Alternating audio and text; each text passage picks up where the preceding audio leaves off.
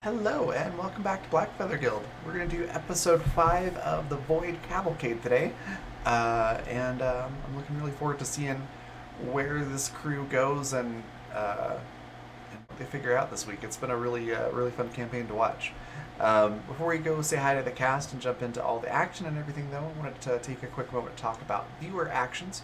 So there's actually ways that you can get involved directly from the audience. So if you look at chat, there is a tweet there, link.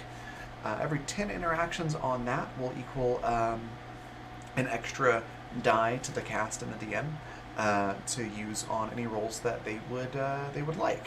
So it's a way to sort of boost their numbers a little bit, which is pretty helpful in some dire situations. So that's the easiest way to interact and participate. You can also use guild coins, which is our Twitch channel points. If you look at the rainbow colored icon below your chat box, it should have the black feather crest. Looks kind of like that on there. You can see all the different things that you can use guild coins on, one of those being plot points. If you look at this chart over here, that's got an explanation of what those plot points do. So anywhere from an inconsequential to a major plot effect. There's a full description of that in the panels down below. You can also click on each one individually in the Guild Coins menu and it'll give you a full description. The Game Master does have final say on what gets added in. So there might be some edits or tweaks here and there if it just really doesn't fit what's going on in the scene.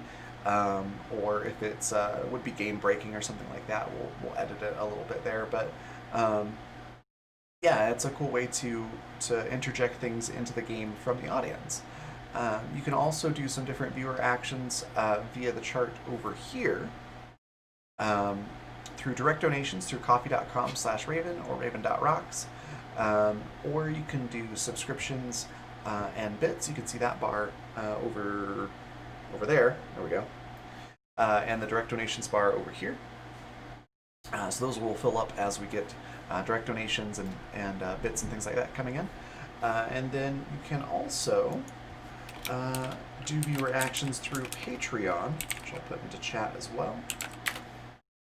There we go. Our Bard tier patrons and higher get viewer action credits every month that they can use on this little chart right here at any point on any game. That's in addition to all the other cool stuff that you get, including right now a playtest version of Fundamental RPG Second Edition. So it is the full game in playtest mode that you can get access to right now if you're a Bard tier patron or higher, and that's only $15 a month. So even if you just sign up for a month, you'll get access to that playtest. And it is a full gaming system. It's the same system that we use for Animus Absentus and Water right now, as well as we've used it for Lightbringer and Badlands in the past. This is just the second edition of that system. So it's a little bit different. We've added a whole lot of new stuff to it and streamlined things in other areas to make it an even better experience. I definitely recommend checking that out. We're also going to do more playtests of the system here on Fridays a lot, and we might be switching Animus to that system. We still got to talk to the cast and discuss that, but we may even see that in a campaign such as that one here pretty soon. So lots of cool stuff there. I'm going to quickly explain what these things are over here on this chart, and then we'll head over to say hi to the cast. So the D4 and D6 are pretty self-explanatory. A switch will allow you to change an action word of somebody else. So to give you an example, if we've got the party here and they've got a bard and the bard wants to seduce the dragon, and somebody in the party or the DM's like, I really don't want to watch the bard try to seduce the dragon again, they can throw out a switch, which means the bard has to change their verb, seduce, to something that's not a direct synonym. So it's a fun way to nudge the story in different directions. Advantage and reroll means you roll twice and take the better of the two results. The difference between those two being an advantage has to be called beforehand, and a reroll can happen at any point. A complication is kind of like 5 plot points, if you will. You get a lot more leeway on what you can do with that. 1 to 3 sentences just in chat of what you want to do, and we'll do our best to work that into the game. Swap 2 players for 5 minutes means they will play each other's characters for 5 minutes, which is pretty fun.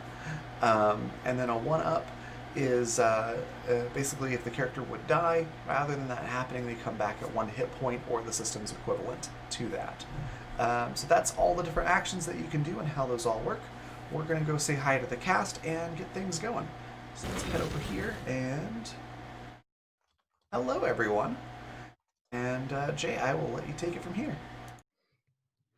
Hello, everyone. I'm Jay. I will be the GM for tonight's game, as I've been for the last few. And I am a GM here on the Blackfeather Guild, as well as a few other places around town. You can find me on Twitter and Twitch at AlienJays. But enough of me. Let's get straight on to the crew, because it's been about 3 weeks. So these faces I haven't seen in quite some time. Econorlax, why don't you start us off? Tell us who you are, who you're playing, and just tell us about yourself. Hi, I'm Econorlax. I'm mostly on Twitch here at Blackfeather Guild or on Twitter. Also as Econorlax, I'm tweeting some stuff about TTRPGs too. And today I'm playing Mips, the weird but friendly alien medic. That is, well, sometimes it can be pretty strange, but they will be always happy to take a blow for their friends because they don't like their friends to suffer, and we suffered a lot last time. Unless it's a particular tranquilizing bolt. I don't know if you want to take that one for the team. Polished. Hi, I'm Polished, and today I am playing Autumn, who is a sentient birch tree, more or less. I love how you've refined that over the last few sessions. Oh, I'm working on it. I'm getting there. It's really good. Darkora. Hi, I'm Darkora. You can find me mostly here on Twitch. You can also find me on Twitter at Darkora with an underscore. Tonight I'll be playing Eva Maddock, a human engineer. Perfect. Jim.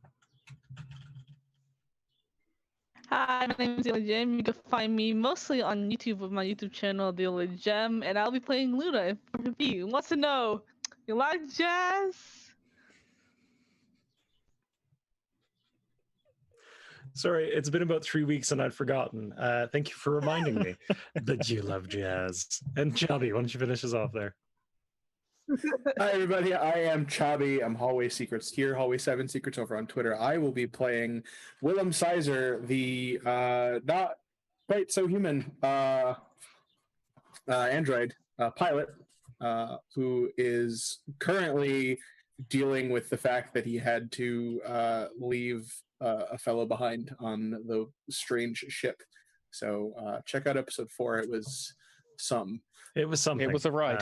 And I'm going to give a recap here since it has been some time, just so we're all back in the mindset.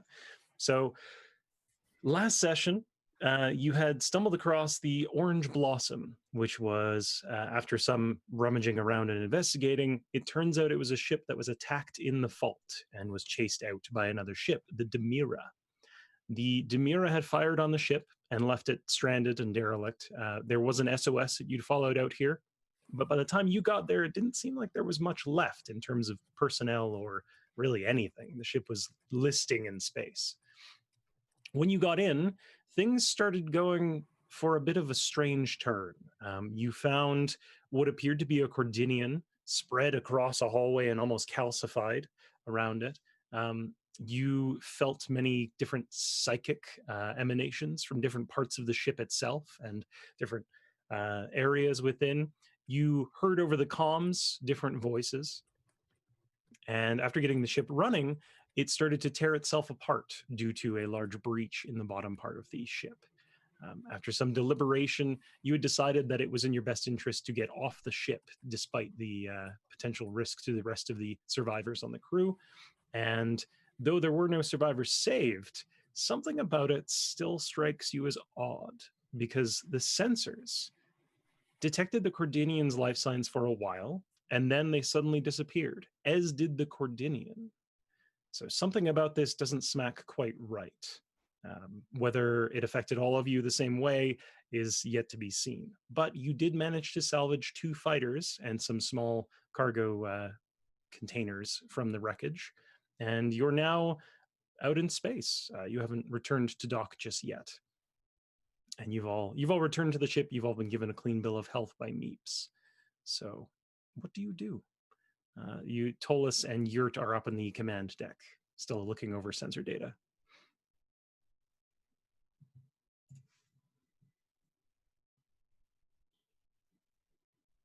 I think I'm going to withdraw for a while. There's part of a hydroponics bay that I'm going to seek comfort with, whatever plants I already have there.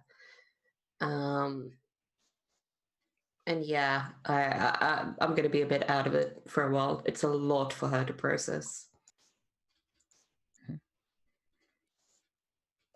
I think Eva is basically just like straight to the engine room, like trying to get everything primed and ready to go as soon as we're ready to go.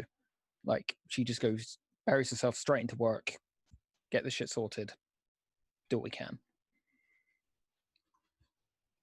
Meeps will probably go to the command deck to confront Meep's perception of things with how ship sensors have seen this, because Meeps is pretty. What would be the right word? Well, upset maybe with 2 things. That nothing makes sense, and that Willem is, well, angry with Meeps would say.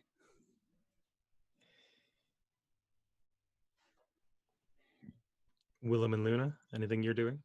Willem, you're on mute. I am on mute. Thank you. Willem would be pretty much just like pouring all of his attention into these fighters that we managed to salvage. Okay. Just kind of seeing what kind of shape they're in, what their capabilities might be. Pretty much anything to keep his mind off of what just happened. Makes sense. It's definitely a situation where if he feels if he thinks about it too much, it's not going to go well for him emotionally. So he's just distracting himself as much as possible. Makes sense. Luna, anything you're doing? They're probably like searching for like see this had any like bugs that survived it. to see like the logs and like if these people have discovered things that she hasn't learned about before. Interesting. Okay. I'd say you could probably go over you did connect with the ship, so you would have had access to some of the databanks on there, and then some of the cargo as well. I'd say, yeah, there's probably some literature or other kind of personal effects you could go through in that regard. So I'll get to you in a moment on that. Meeps, Yurt is going through the sensor data and is happy to kind of piece along with it with you. See, it's weird. There was one moment it's seeing this Cordinian, and then the next moment it's just gone, and there's a weird little blip here. Something's not right about this, because that's a blip like that means something changed, like someone flipped a switch. But we didn't do anything up here. Nothing was right about this thing, about this ship, about everything on this ship, Yurt. We are very disturbed by things that happened there. Yeah, it sounds... Actually, we are worried about the state of our ship and our health and our crew. Can you run our ship sensors to check if everything's all right?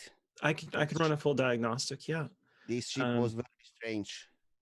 It might take about an hour to do, but this blip you are speaking about, I can't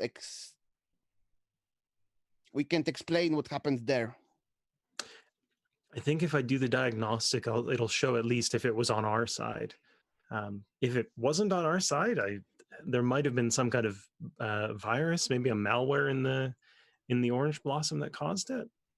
It's hard to say without the full sensor log from their ship, but we could go digging in it. That's always an option. This ship was affected by some very strange energies. Meeps has never encountered thing like that before. It came from the fault, and it was affecting us all. My people have rumors about the fault. Maybe a lot of people say that the fault is where all the bad energy in the verse goes. It's kind of, it's like a poison cloud to us. You know, it's terrifying. Something that big that no one wants to go into. It's like a bad omen, just sitting there waiting. So a ship going through all of that, no one's ever had proper connection with anything that's come out of the fault. That even the Mormons, when they go in there 2 by 2, always in ships, they never come back. No one's ever reported anyone coming back from the fault like this. There were very strange things there. I think we're out of our depth, to be honest. But I'll do what I can here. If we end up wanting to go and explore the ship, I think it's in ruins. So maybe whatever was in there is gone now. But I won't blame you if you don't want to go back. We will wait for the data from our ship diagnostics, and we'll probably discuss searching the wrecks further then. I will go back to scanning the crew. There's nothing on the health scans, but we're affected in very weird way. Meeps needs to confirm things. And Meeps goes back to his own computer. Okay, so she says that she'll message you when the diagnostic is complete. Chubby, you are looking over the fighters, and they're in okay shape. They look like they're old, though, like 4 or 5 years old at least. It's not that they're outdated, but they're certainly not current by any Okay. stretch. There's some old components in here that you don't recognize. Not that they're exotic, but just that they're like outdated. They're Right. no longer in production. And it looks like there was some kind of electromagnetic surge that affected them. So there's a bit of frying in some of the electronics. They'll need some work if you want to really sell them for their full value. Overall, they could still fly, but right now, neither of them are in tip-top shape by any means. Okay. I'll say they're in the book. They're what I would classify as strike fighters, so a single individual pilot and Okay. basic weaponry, like nothing too fancy on them. All right. Probably after the brief diagnostic, you'd probably go in and see if any of those electronics are like salvageable or completely toast, and might even, if he's left alone long enough, might even start dismantling some of the busted stuff. Okay. Roll me a fix, actually. With Dex or int? Dex or int, yeah, either or. Okay. Dex. Don't Sorry if you can hear a bird in my background.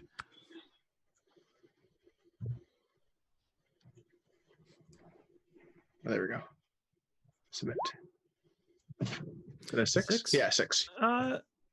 Yeah, I'd say it takes a little longer than you thought it might, because there's every time you pull one out, you're like, oh, well, now this is all. It looks like someone kind of, they had to hackney this together. It looks like they had to, bypass the drive shafts and things like that to get these things running in the first place. Yeah. But you think, given enough time, you could probably cannibalize one to fully fix the other if you really wanted to. But otherwise, they're both in. You could probably get them up to good condition in about 4 or 5 days. Okay. Yeah. If you wanted to cannibalize them and use the ship or the parts for other parts of the ship, you probably could, but they wouldn't go too far. The size difference is quite substantial. Yeah, that makes sense. I mean, if Willem talked to Eva after she's finished getting the ship ready, she'd be happy to give you a hand with that. Yeah, that's what I figured. Getting them up and running. Yeah, and it doesn't take you too long, Eva, to get everything up and running. Your ship was more or less kind of ready to go when you had parked. It's just a matter of fixing whatever changes Tolis made while flying it. Kind of doing that, like stop and start, flying, adjusting the seat. Yeah, exactly. Fixing the mirrors, changing the output on the engine. He cranked this thing way down when he was flying. It was almost too much on the system itself. It's kind of like being in first gear, but driving 5 miles an hour. So the engine wasn't too happy, but now you've got everything tuned back up. Cool. Then yeah, I'll like come in and like watch Willem working, and then kind of offer to provide some assistance and try and get this done. Yeah, they're in all right shape. I mean, they'll fly. But like most things, we could make them fly better, right? Yeah. Let's do that then. Go ahead and make me a fix as well. See what you can ascertain. Okay. Fix. Oh, I see 2 digits. I've got glare, so I can actually see the gate. With a 13, that's just shy of a 14. You think you could probably bypass a lot of these old parts. Like a lot of them were outdated because they were what's the word here? When you have a piece of the body that is no longer, it doesn't serve a function. It's a leftover. Redundant? Vestigial? Vestigial, that's the word. Well, redundant, maybe. Yeah, redundant is vestigial. They're basically, they don't need to be there anymore. So you're like, oh, well, that's useless. This, so you think you could probably strip a fair bit of things out of this and still have them run just fine and still have the parts to fiddle with. Cool. So I would say you can probably get like one kind of unit, quote unquote, one like, pallet worth of raw parts for other projects should you need them. Okay. You're tossing stuff out of there like it's a dumpster. And yeah, I'd say it'll still take you about 4 days to kind of get them both ship shape, but Okay. you could both do it easily. We've got nothing but time in our trek back, so Mhm. Yeah. Autumn, Mm. you hear a knock at the door to the hydroponics bay.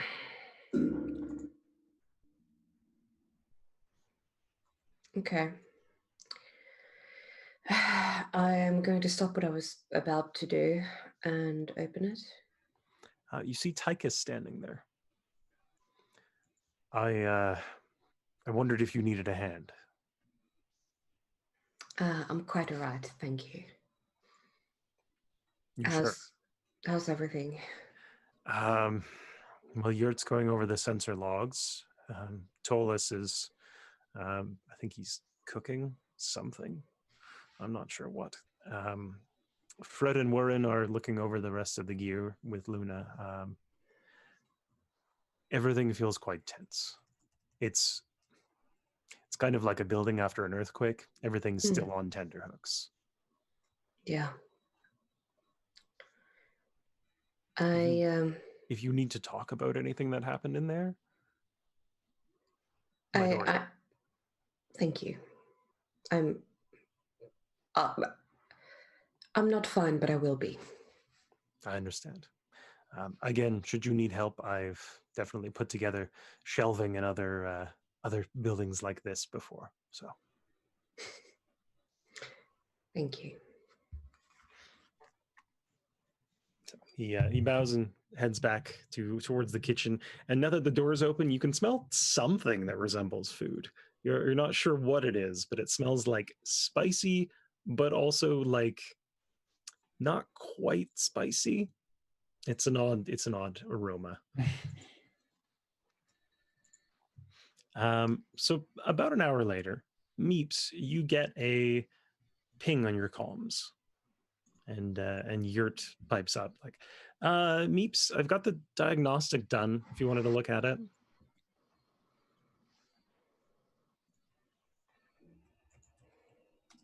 Nips doesn't know if they want to hear if everything is alright or something is wrong, because, well, there are pros and cons to both variants of the report. So Trepidation, to be sure. Go ahead and roll me a medicine check as well, or whatever the equivalent is in this one. I can't quite remember. Because you were looking over healing. Healing, yeah. Roll me a healing just to see what you found while you were looking over your medical histories and things like that. 9. 9? Okay. You do notice something odd in kind of the scans that you took of everyone pre and post entry to the ship. And it's chemical specifically. It's not like something that you would find on the body or even in the body. It's a change in the way the chemicals in the brain and the body were working. So it's nothing foreign that was introduced, but it's a heightened amount of something. And this specific group of chemicals is linked to not only sense, but to memory. So it's almost as if they were, like all of you were in some way drugged, quote unquote, or affected without any notice of it. There was no injection, obviously, but your perception of things, you think, would be affected by this much of a chemical imbalance. But that probably wouldn't affect Willem. So, okay, back on the reporting. You're reporting back. So, Yurt, is our ship all right? Yeah, I'm glad I did the diagnostic because something was up with the sensors. There's, you know how sometimes if you get like one pebble stuck in your shoe, and then when you're walking, you keep leaving the same, scratch marks, and it throws everything off. I assume that's what I hear people talk about when they walk. From people who have feet. I've heard of the concept, but Mips doesn't have problems with pebbles. Fair. Below the sole, because, well, if Mips is too lazy to remove the stone, Mips can pass the stone to the feet on its upper side, where it's no longer bothering Mips. It's a whole new meaning to passing stones. Okay, well, what about the sensors, friend? So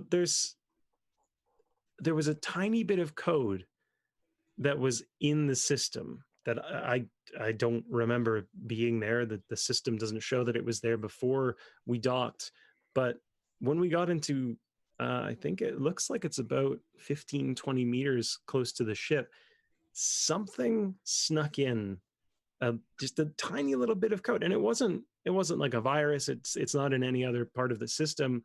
It was just in the sensors, and it didn't do anything until that little blip that I showed you. It was almost like a seed waiting for the right time. That is most troubling revelation concerning where our friend Willem. Yeah. Can this programming affect AIs too? I honestly, I don't know, but I do want to check Willem out completely. This is totally out of my MIPS expertise, because, well, MIPS can only heal biological beings. Yeah, I'm gonna ask Willem to see if we can see if there's anything hiding in his code. I really hope not. Please be careful, because Willem is very upset about, well, Mips believes it didn't happen. Willem believes it happened. It's hard to tell what is true at this point. So that's the thing. When I did the diagnostic and I looked over the sensor logs, all the stuff we were seeing about life signals and things like that, I can't tell if those are real. And that's not a system thing. I even had Weirin and Fret come and take a look at it, and when they looked at it, they said it was fine. But there's something just hiding in the back of my head that doesn't quite fit with the way everything worked on that. The sensor readings show that there were life signs on multiple decks, but some of those decks didn't have air. There's just something's off about it. I don't know if the sensors themselves are wrong. I'm gonna be digging around in those for the next few hours to see if there's anything hiding still. But this little seed only removed the sensor log for the Cordinian. I don't know about the other stuff just yet. But something's this weird. Is most troubling.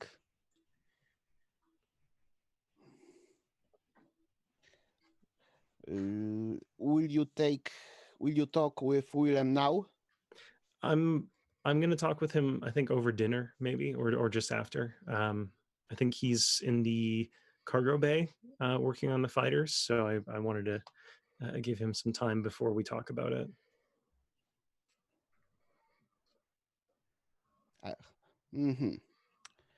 Okay. I discovered also something strange. What did you find? In chemical side of processing memories. In the scans of the entire crew, it doesn't seem dangerous. It seems rather passive, but we have to take a closer look. All right. Do you know what chemical? And I don't have a specific name for you, but you do know the chemical name. So I pass the info to Yort. Okay. Sorry, I know that's a Hand- weird, like... hand waving away. And my brain Have is... it read up on neurotransmitters Yeah, before the show. exactly. Well, I did, and then my brain forgot. Oddly enough. Whichever relevant one that was then. Exactly, yeah. Well, neurotransmitters as general I could do, but I suppose we would have to invent few new names for Yeah, just a couple the new species names. here around. There's a pause. There's a solid almost 5-second pause. And here it goes. That's I'll be right down. And I think we need to test something. So the communicator clicks off. Oh dear, oh dear, oh dear. So a few minutes later, you hear a knock at the door. It's a very soft knock, kind of like cloth beating against the wall. Please enter. So door opens, and Yurt kind of floats in, and she gives you a look that, at least given the color and the kind of body posture that she's affecting, it's concern. The clouds swirling within the suit are kind of flirting between purple and red. And for those who don't remember, this is an Arcadian. They evolved on a gas giant, so they're all a gaseous form within a suit. Just in case anyone is watching, like, what the fuck is going on with this? It's blob in the suit and gas in the suit. Exactly. In the room now. Argonian. Sure, we'll go with Argonian. I keep getting this name wrong. That's okay. I couldn't remember your name for half the game yesterday. So you're kind of like, so that chemical, the makeup of it, it's something that shows up a lot in Arcadians, in that kind of dose. Can you run a test on me to see if that's the same thing? Because I work with tech, but we've heard about this. I was taught about it in class, but something's weird about that. Of course, we can run some comparisons. So you take a sample. She kind of like opens up one of her fingers, and a little bit of gas escapes. Yeah, I'm sampling and put it probably to some analytic machine. Yep. So it whirs up, spins through, does the diagnosis, and it comes through not as a perfect match, but it's close. It's about an 80% match to what you're finding within your systems. Do MIPS know about what's the function of this chemical in Argonian? From Argonian, not Argonian, Arcadian. You messed with my brain. I wasn't going to correct it. I wanted to see how long you'd go. Just slowly giggling harder and harder each time. What kind of roll would that be? Let me see. Hang on. That's probably no, because I think knowledge. No. Yeah.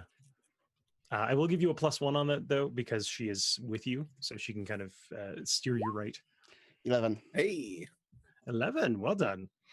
So with an 11, I'd say, yeah, you know that this chemical is used in. It's not dissimilar to how Cordinians communicate in terms of chemical transference. So the way Arcadians will talk with each other is they will trade chemicals to share memories. And sometimes when they do this, there can be a disconnect almost in the transference. So it's almost like a corruption of the data. And sometimes when they do that, they will share a memory that then the other person feels is their own memory. They will take it on. It will become part of their own pathos. And sometimes it gets twisted in the doing so. Sometimes very slight ways. But it has been known to happen in medical cases that people think that something happened that didn't, or are misremembering facts. There was a lot of problems early on when the Arcadians were met with other species, because the way they communicated was causing people to have hallucinations or false memories. There were a lot of like crime cases that evolved from that.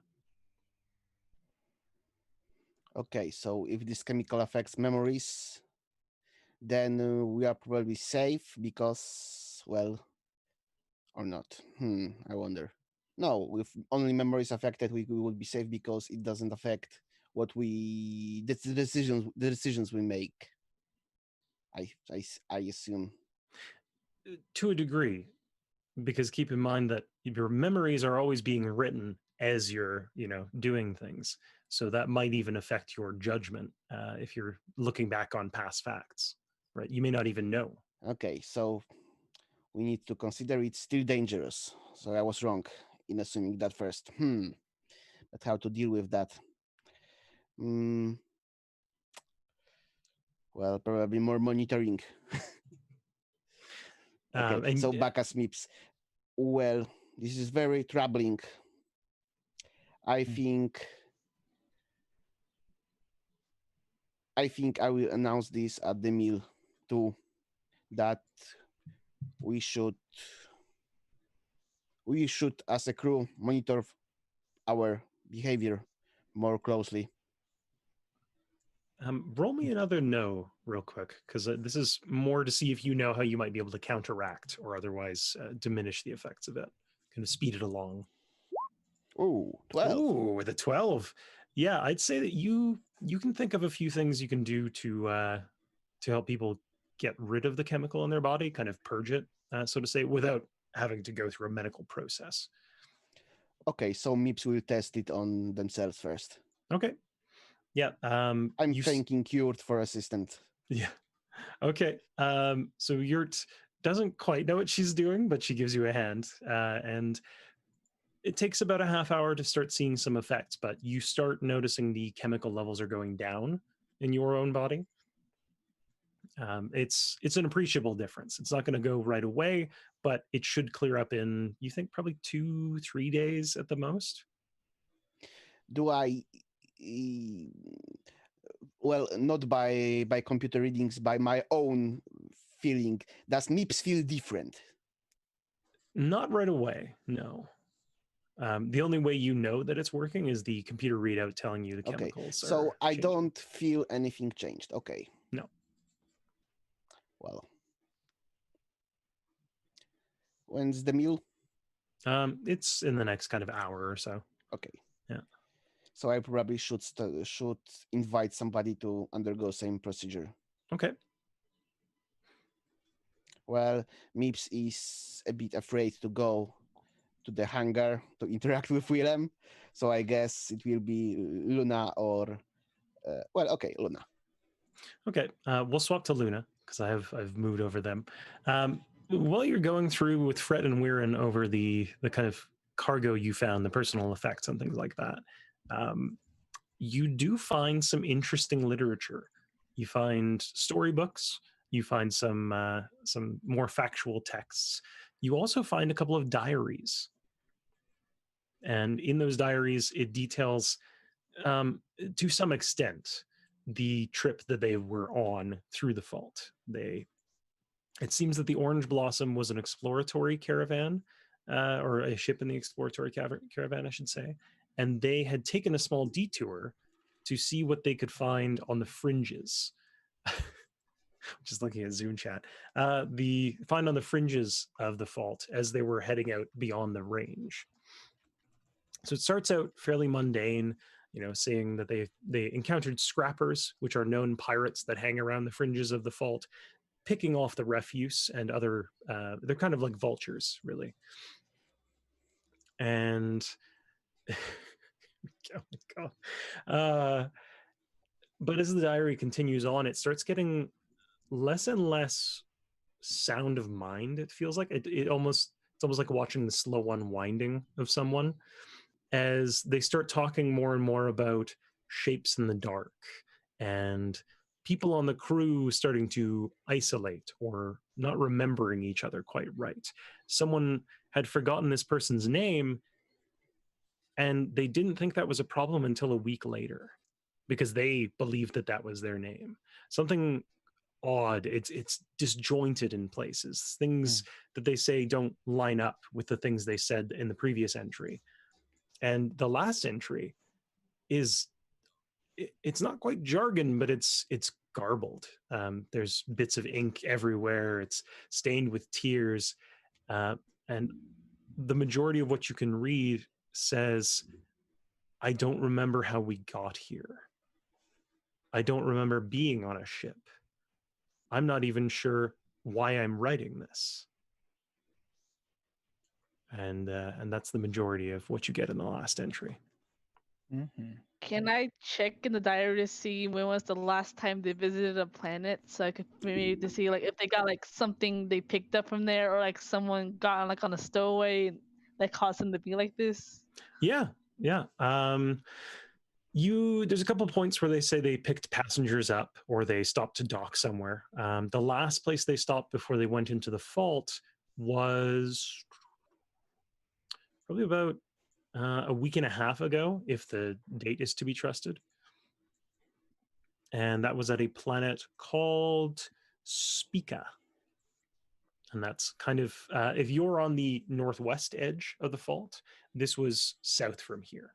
So south past Tartarus, down on the other side. And one thing you do notice from that is if they were picking people up at Spica and then went into the fault, they went in on the south end of the fault. And if you look on the map here, that's not a small distance to try to cover in that range. Even if they went through the lack, the little shortcut through the fault, that's still a hell of a lot to go through to end up on the other side of it, where you found them. So they were there a while, it seems like.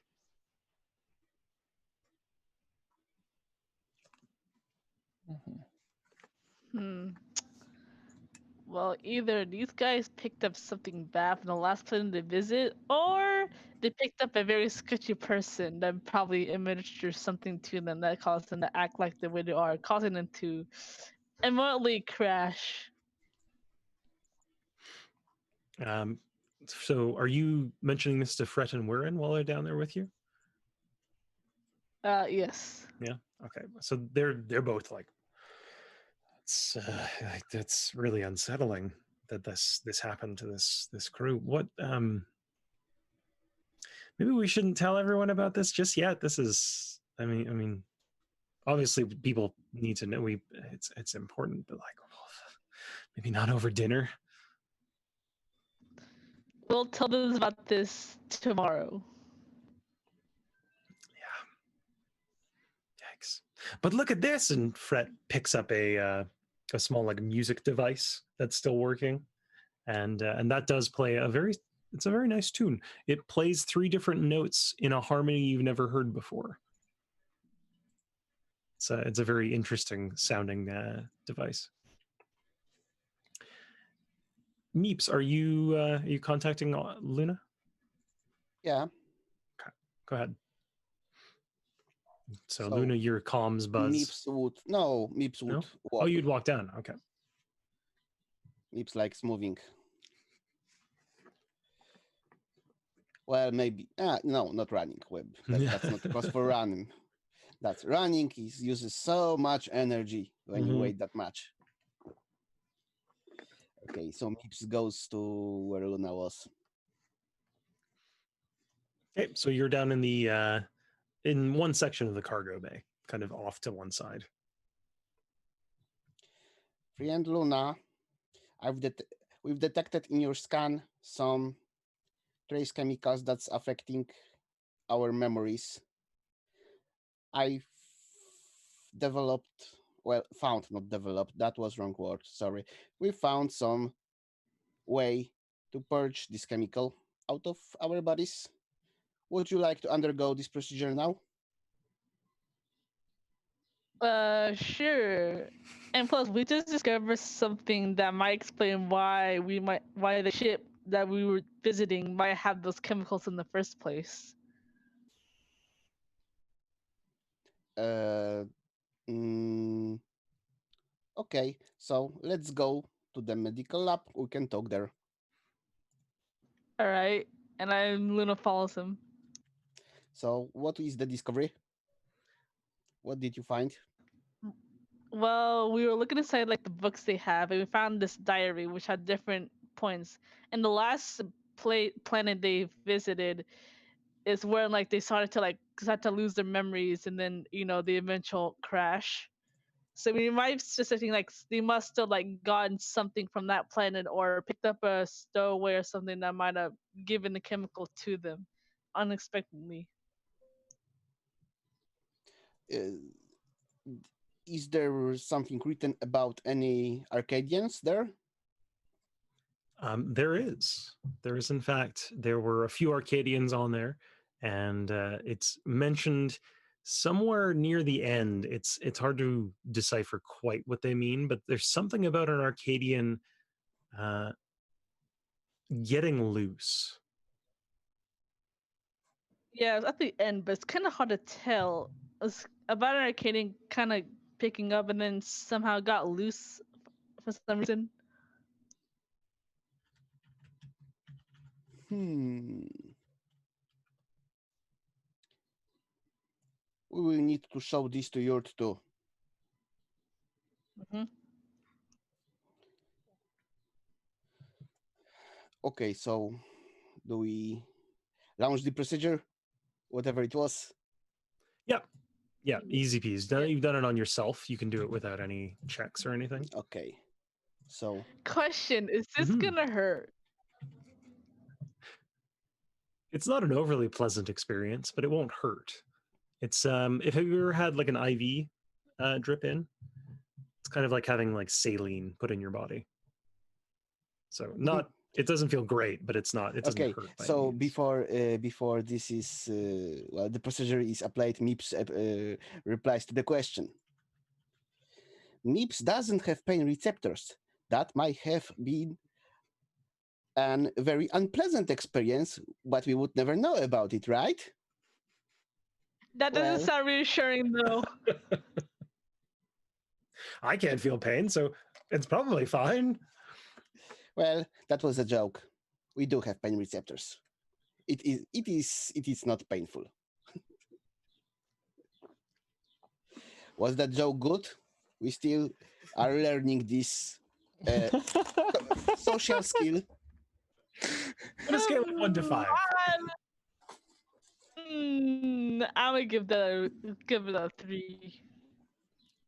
Pull out one of those "How bad is your pain?" That's exactly scales what I was thinking for jokes. Oh my goodness.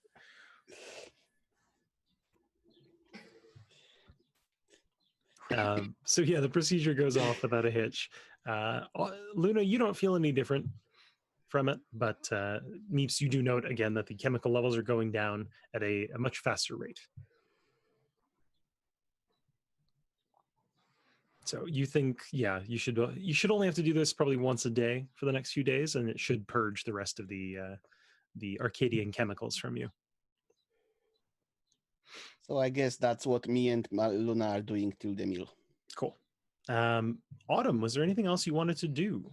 Did you want to? Would you like to make a roll first to see if you've made any progress on your hydroponics? Oh no, I'm not actually working on the hydroponics bay. Oh. No, that's not why I'm there. Interesting. Okay. I need to find some soil, and I need to ensure the UV lights are on. And I'm going to lock the door. I'm going to remove my human clothing that I've taken to wearing, despite not really having a human body. And I'm going to put my feet, or rather my roots, in the soil. And she hesitates for a long time. But eventually she allows herself to truly become more tree-like, as if she's freezing into place. Arms outstretched, hair for once not actually hanging down, but rather turning into the branches they always were. And as she activates her photosynthesis, she also, because she's convinced she has something in her system, and she's trying to reverse, quite literally, how she got that in. So she's trying to push it back out. If it came in with oxygen, it might go out with oxygen. Okay. And she's going to try to do the psychic equivalent of a self-diagnostic. Interesting. Okay. She hasn't done this in years. Yeah. Roll me your trying to think. Biopsionics, is that what it is? Meta. Meta, thank you. Yeah, go ahead and make me a metapsionics roll. What? Which skill? Which modifier? I'd say wisdom in this case. Okay. Yeah. 7. Okay. It takes some time. It's a slow process, but you start to feel like something is getting out of your system. You're not sure quite what it is, but it doesn't feel like it was supposed to be there, at least in the amount that it is. It's like you're over full with something. That feels like pollution. Yeah, it feels like you've got too much, almost like too much smog or too much kind of CO2 buildup, so to say. And with the metapsionics roll, you have a feeling that something went screwy on the ship. You can't quite pin down what it was, but something was obscuring your view, or otherwise kind of tampering with it, almost like a veil. Again, you're not quite sure what it was meant to do, but you get the sense that it was meant to obfuscate or otherwise hide something. It feels sloppy, though. It doesn't feel like it's a refined technique. It feels, instead of like a nice, fine, opaque curtain, it feels more like someone put up a mattress to block the view. So it feels sloppy and rushed. It doesn't feel like someone that was very experienced with psionic techniques, or at least someone that was in a rush.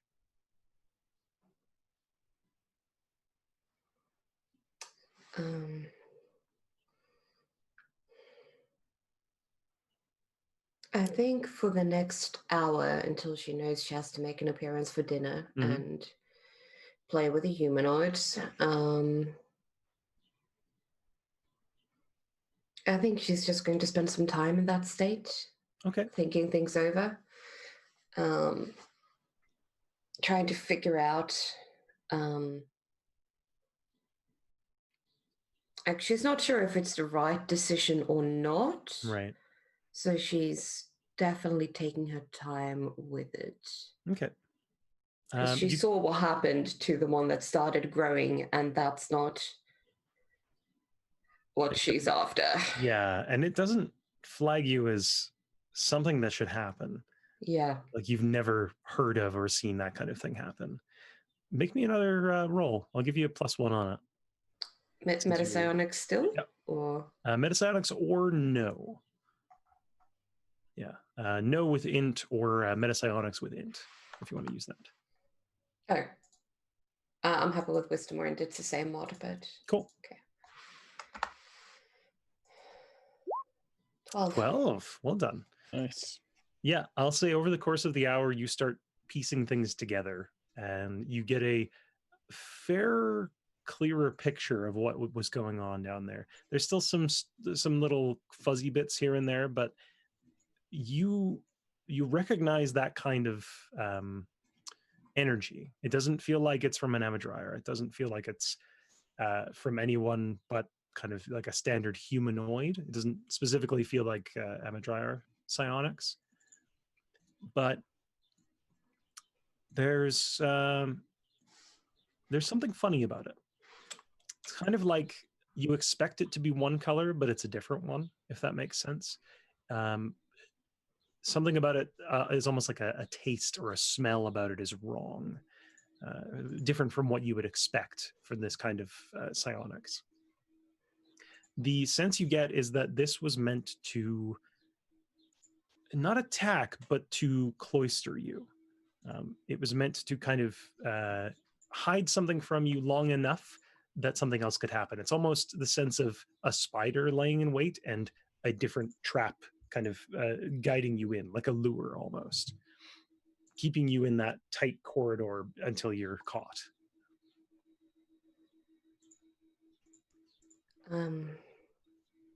You can ask more questions if you have more. With that kind of role, you've got some extra leeway on it. Is it still there? There's little residual traces, but no more than cobwebs. You don't feel any current effects of it going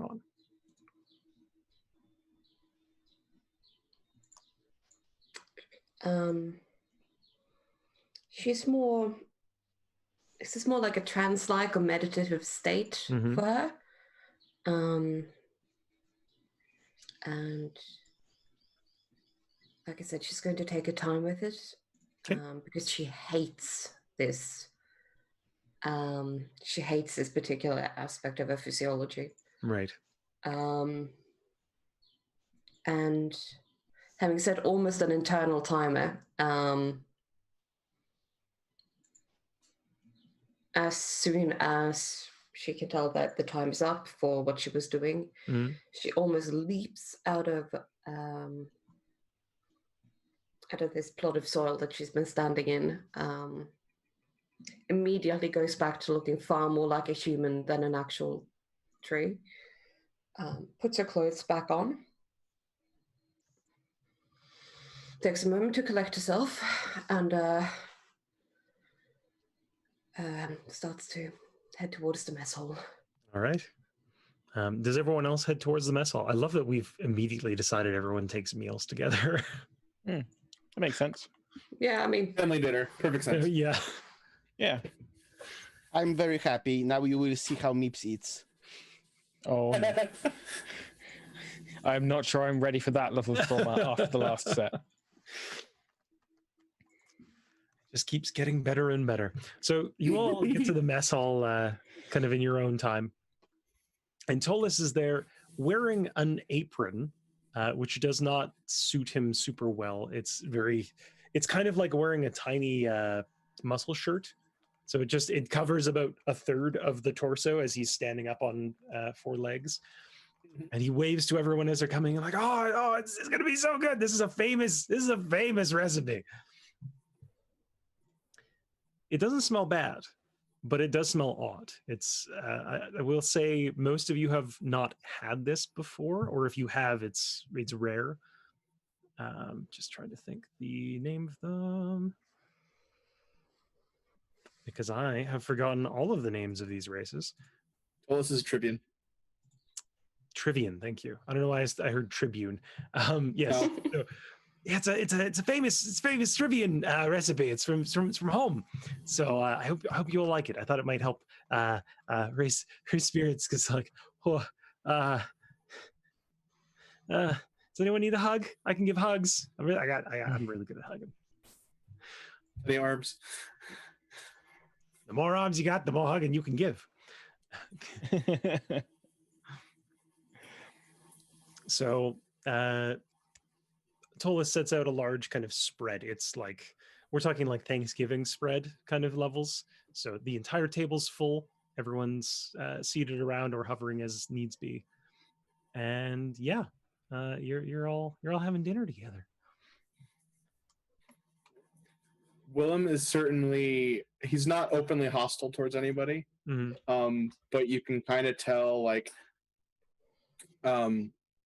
even Eva notices it's a stark difference because he was fairly like amicable and almost like normal Will while they were working.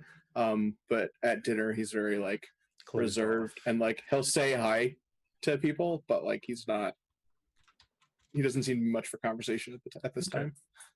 Yeah, and some of the other crew are the same. Like the yurt is kind of just staring off into space. You suspect it's hard to tell given no eyes, but Yurt hasn't really talked. Tychus is trying to engage Fret and Weird in conversation, and some of the other crew as well. And Tolis, of course, is, keeps asking, "Oh, how is it? How's everyone doing?" Checking in like a kind of like your annoying aunt who really means well, but just really is a bit too much sometimes. Oh, I have that aunt. Yeah.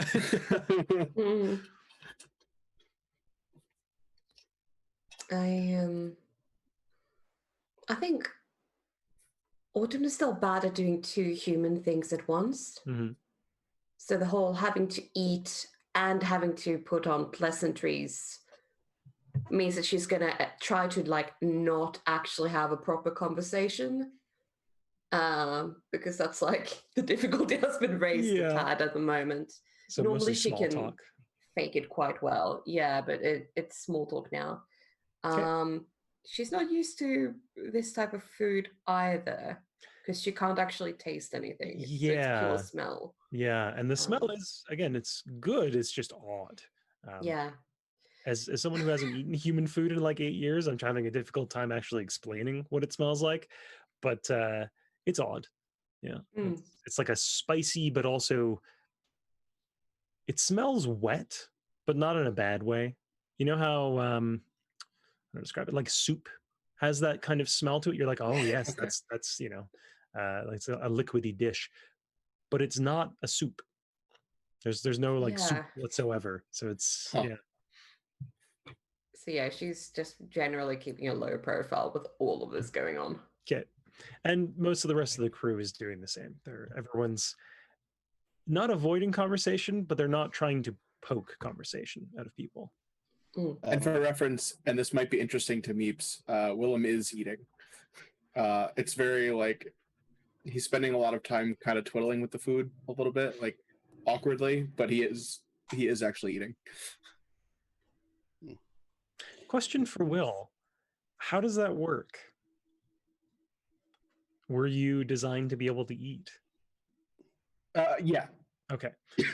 Just wanted to make sure that you're not like like, why are my wires full of like food? No. So I envision it as Willem is essentially a synthetic biological makeup, if that makes Okay. sense. I think I know what you mean, yeah. So Wait, like question. I got a question.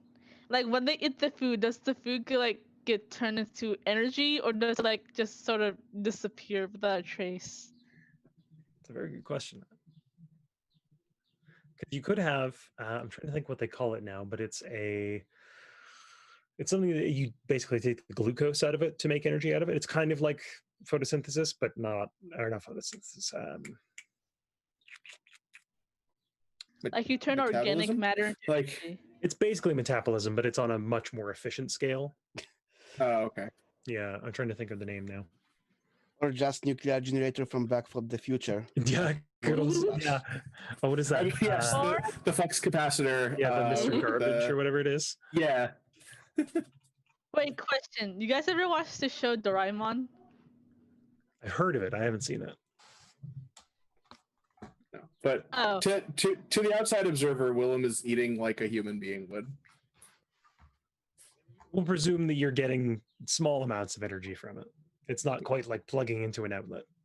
Right. It's more like it's an appearances thing more than a actual physiological need. Okay. But question, where do you plug the outlet in? It's not polite to kiss and tell, Luna. Yeah. Pretty sure Willem Oh. can USB charge.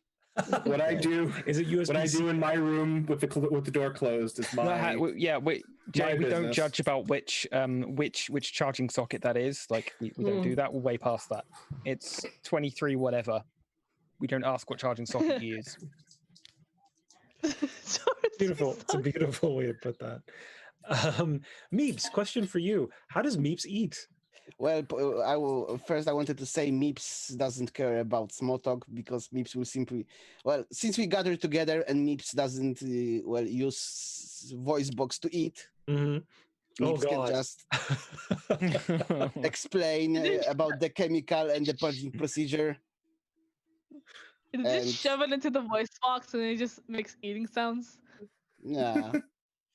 Mips just explains about the chemical while Mips is eating with other body parts. Okay. And about the eating, well, is it liquid? No, it's solid. Yeah, it's kind of like a curry almost. So it isn't very solid. Hmm. Okay. So Mips will just put hand in the bowl. Just more drink it. Just Exactly. I love it. I already imagine how Luna's Love already that eating. broke duck aura. I'm the first. Nanu. Come on. Oh no. The reaction got to me. Everyone stops when you do that at the table. There's a solid like 3 seconds of silence of like, What in the? nope, not even gonna I touch can that. already I can already imagine how Luna's already eating her soup, which is be weird and Oh yeah, like subtle. Like you know how like butterflies have the long kind of straw-like tongues they use to go into Mhm, flowers. Kind of like that. Mm. There's a reason why their mouth is covered for most of the time. You just see this long tongue just uncurl out and into the soup like it's like a straw. You just hear like a. I make a distinct point to not look at Luna while they're eating, because I am still slightly weirded out by this whole thing. Mhm. Totally Taking fair. me a while to Coming- adjust to Beatrins. Coming from a home that took a lot of store in table manners, Eva is sat there kind of stunned, just like, what the actual fuck is happening? What universe have I walked guys into? What, you guys don't use your tongues as straws too? And Yurt pipes up like, what?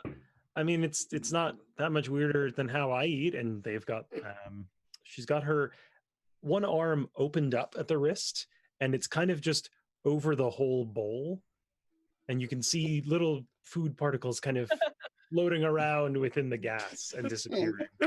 That's pretty much It's how like a vacuum Mips cleaner. learned the table manners of the range from Arcadians. Mhm. There's a lot of similarities there.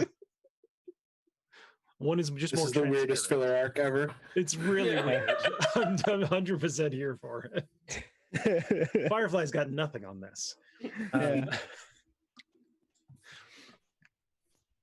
I'm gonna be quite amused at Eva's obvious, like, I'm trying to put on good manners, but I'm so weirded out right now. It's like being the only city folk at a hick meal. And I say this from experience. It's very odd.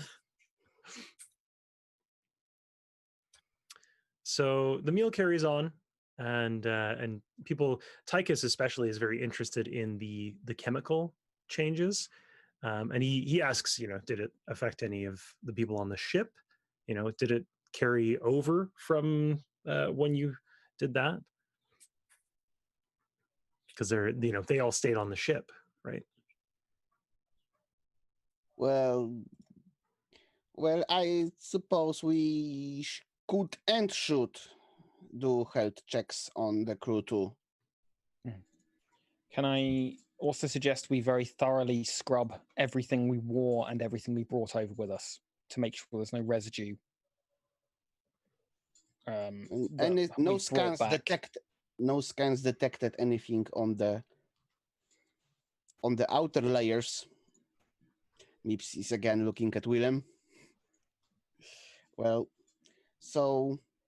It is not necessary, but it won't hurt.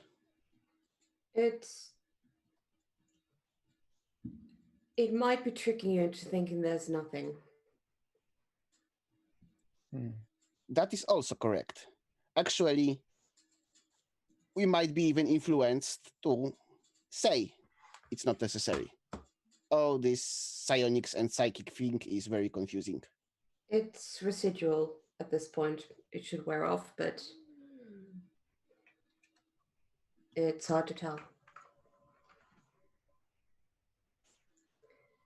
I think we're all going to have to be extra careful on, well, in regards to everything for the next few days.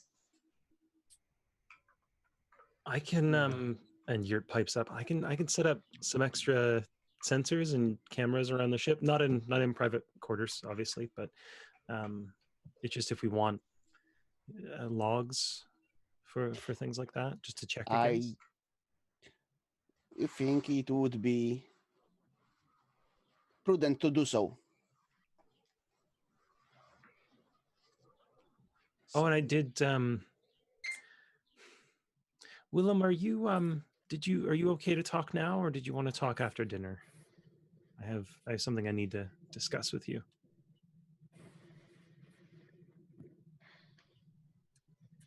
What's up? So I was digging around in the systems trying to figure out why we had that weird sensor blip during the encounter. There was something that came over code wise. It's not I mean it's technically a virus, but it's not a virus. It's hard to describe it, but it's this tiny little bit of code, and when it was just waiting for the right moment to activate. And when it activated, it kind of just flipped a switch and it stopped us being able to see the Cordinian. I think it's all a bit weird, but when I went digging, there were a few more hidden around in there. They're really in there. It's kind of like the fluff you get after a gas harvest. There's a little, they just get everywhere. You're cleaning them out for months. I got rid of them all, but I'm worried that there's some in you.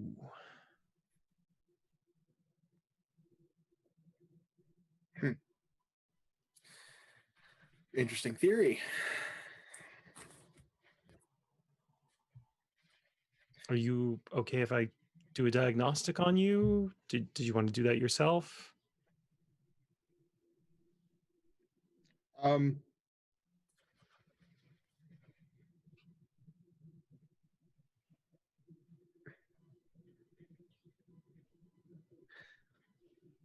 I don't know how much luck we'll have, but if you think that something might be affecting my mental state without my knowledge, then we should see what it's about. As much as you're comfortable with. I don't, I know we're all kind of new to each other, so I don't want to push any bounds, but this is, we can't really check you up on the medical scanner, so it just kind of makes sense to check you up on the. I mean, to be quite honest, I don't know exactly how do I put this? If we have pure biological here and pure mechanical here, I don't know with certainty where I am on that scale. We can do what we can. I mean, no judgments from me. I think it's fascinating that you're. I've never seen anyone like you. So this is it's. And neither have I.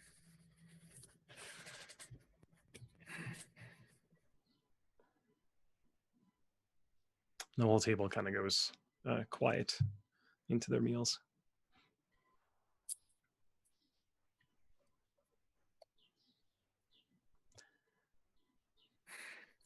Awkward family dinners.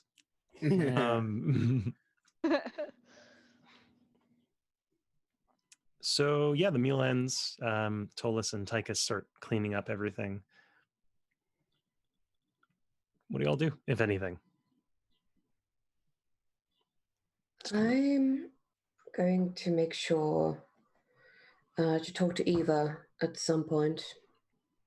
But I'll probably wait until not too many people are within earshot. So Mips will try to grab a volunteer for the procedure, so that would be Eva or Autumn.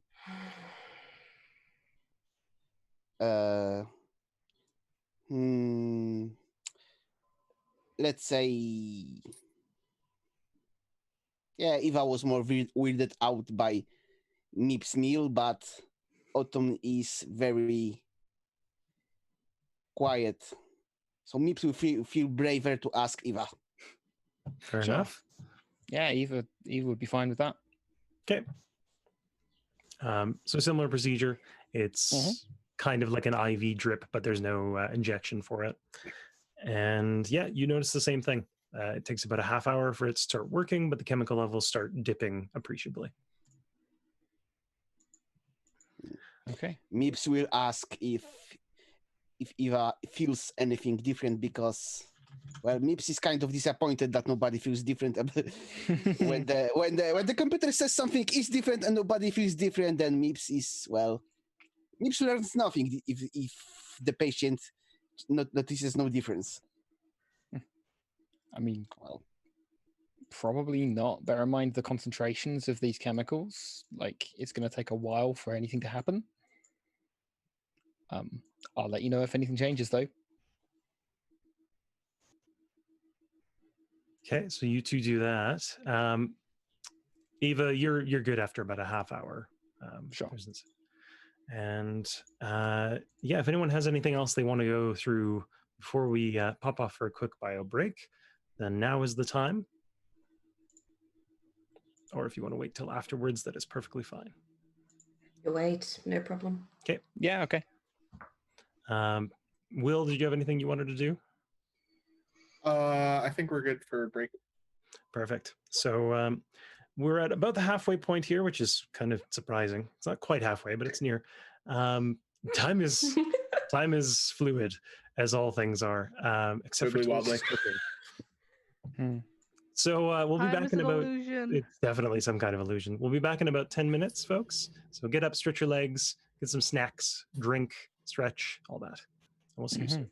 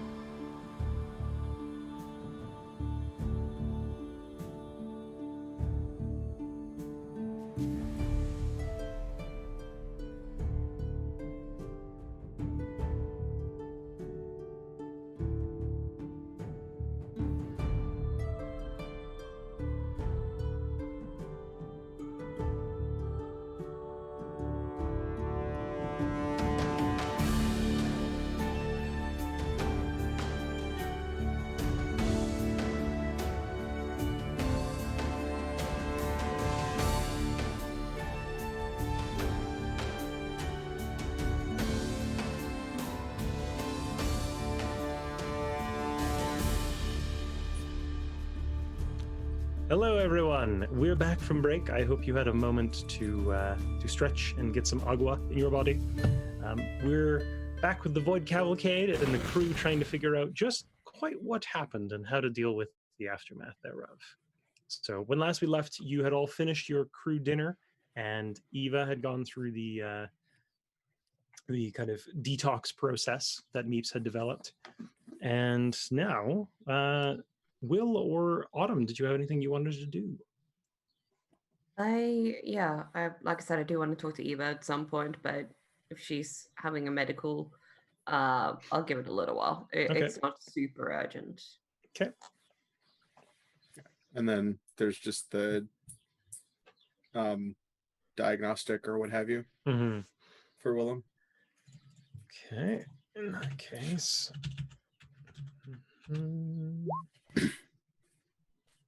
That's concerning. Also concerning. Oh no. That's a little better.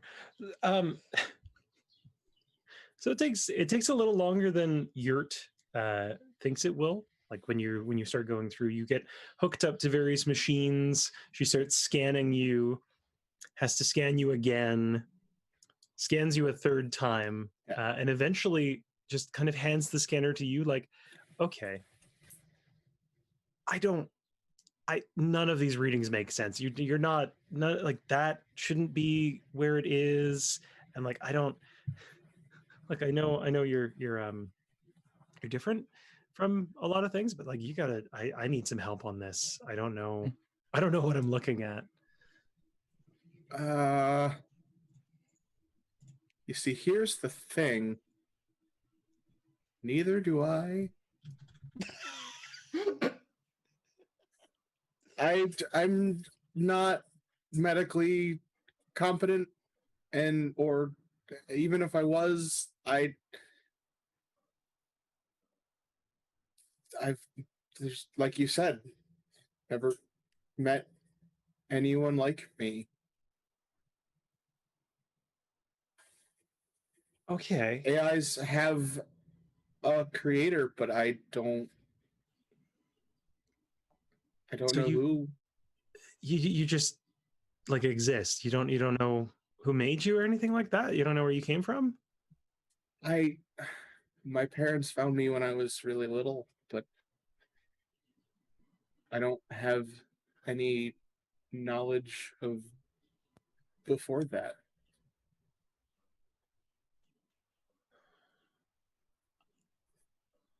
Okay. We'll come back to that. I have some ideas of how we might be able to fix that, because you know how when people make things, they put serial numbers on them. That's what most humanoids seem to do. They put like a number or a barcode. Mm-hmm. I bet there's something like that in you, like a mark from who made you. And if we find that, maybe we'll have a better idea of kind of where you came from, who we might be able to ask. Did anyone ever do that for you? Oh. Okay. Cool. We'll come back to that. We've got a little more pressing. So it takes another hour to really start getting the base diagnostics down. And it's really basic. It's, here's a framework of the body. Here's most of the parts we don't understand. That part looks like it should be similar to this sort of thing. Like this is the analog of a heartbeat. This exactly. Is the simile or the facsimile of like blood pressure. Exactly. But also there's weird little pockets of radiation, and why is this thing shaped like this if it needs to do this? There's so many more questions. But the two of you do find a few more quote unquote seeds in your code, and Yurt says that she's collecting them kind of all into one private, like it's not connected to anything. It's literally like an external box, almost like a black box. Mm-hmm. So I figured if we keep them all in here, that way, they're not going to get back in the system by any means, I hope. Just compiling them into a class without any references to that class. Yeah, yeah. Well, and they're all separate within it, so they're not talking to each other or connecting to each other. Not that I think they can, because they're all separate. They're not even full coded viruses. They're just little bits and bytes. But I think I got them all out of you. There were only a few in you as opposed to the ship. So, do you have any idea what they might be? You can roll me a no on that. I was gonna say, I? Question mark. Right. That's going to be int. Intelligence. Yeah. Okay. Nope. I'm 3. You're about as confused by them as you are by your own physiology. Yeah. Yeah. Sounds about right. This is more study that you've had done on you in like a couple of hours than you have had in the last couple of years. Yeah. So I will say, while you don't quite know what they're about, it seems less like they're like little chunks of nothing, like kind of just disjointed bits and bobs. They're just little code artifacts that don't really do anything. Yeah, but they feel like they're code artifacts of something like the same thing, if that makes sense. They all seem like they're from the same kind of source. Yeah. Yeah. So Ava, you finish your medical procedure, and you're free to go. Okay. Probably go back to like the work on the fighters or something. Okay. Yeah, I'm gonna make an educated guess as to where she is. It's probably not super hard to find you. Yeah, there's only Eva is never hard to find. Yeah. Not engineering in the bay or working on a ship. Yeah. Or somewhere in the walls tearing out parts. Yeah, exactly. That's the only problem when you can't actually see her because she's that far into the walls. Mm-hmm. Do you have a moment? Eva kind of looks up, like puts down a tool, wipes her hand on a rag. Yeah, sure. What do you need?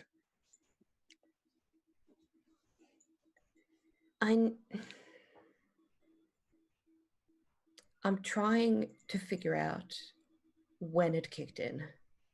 Okay. And how bad it was. We were together most of the time on that ship. I need to know if we saw the same things. Okay.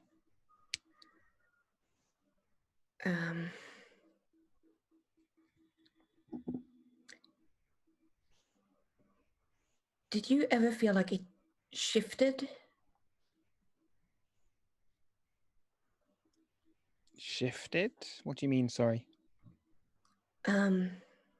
Almost like when the temperature drops in a room. But I will say, Eva, you do remember something like that. Specifically when the power came on.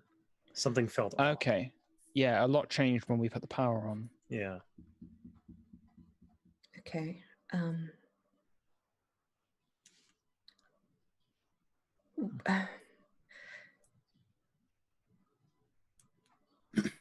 Without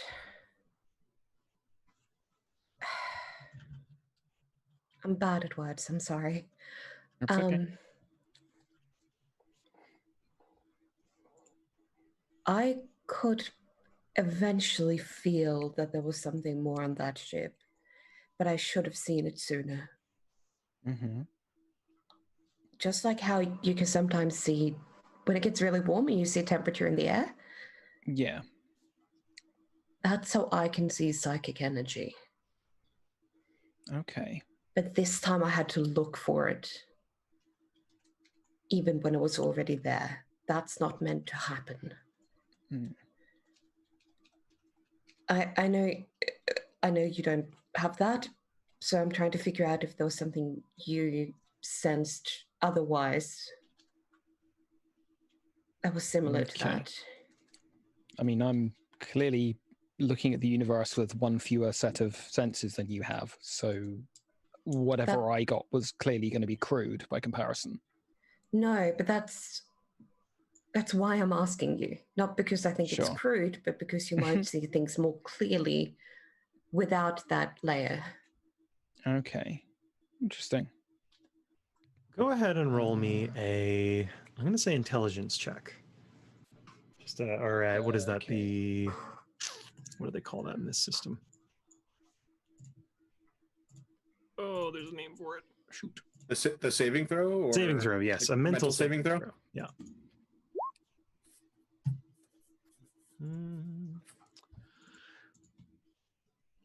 So it's it takes a bit of doing in terms of kind of digging around in the memories to see what's going on, but you notice a weird discrepancy. Because the last time you thought about this, everything seemed a little normal, but now that you've got Autumn asking you this question, and you think probably with the purge that's slowly going on in your system, you remember the hallway to engineering, the one that had the Cordinian kind of laced around it. You remember that being empty now. Okay. I relay that across. And Polished, or Autumn, I should say, when Ava mentions that to you, it kind of clicks. Something in your memory does a little like shift, and now you remember the hallway also being empty. And no Cordinian. No Cordinian at all. Did I ever feel psychic energy from it? No. Like, is that did I originally feel it, but now realize it wasn't there, or did I never sense anything? We'll say the former. So you originally sensed it, but now it's kind of much like the memory. It's shifted to reflect that you kind of, how to word this properly. When you first went in, you were under the assumption you felt, the things you were feeling psychic emanations from it. Now thinking about it, those feel about as real as the block that was put on you, or in the sense that they were kind of manufactured. Whoever or whatever did this is good. Something that crude should not have fooled me, and it did.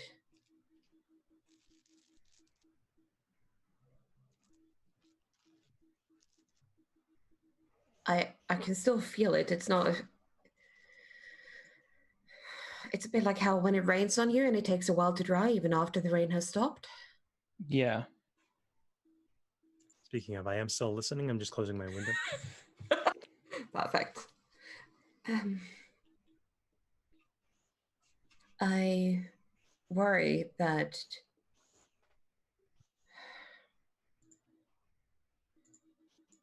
we don't know what it is. Mm-hmm. But it's affected everything and everyone. Yeah. And if it fooled me once that it wasn't there at all, how do I know that it's actually going away? You Autumn, can only rely on as much as you can. You can also make me a mental save.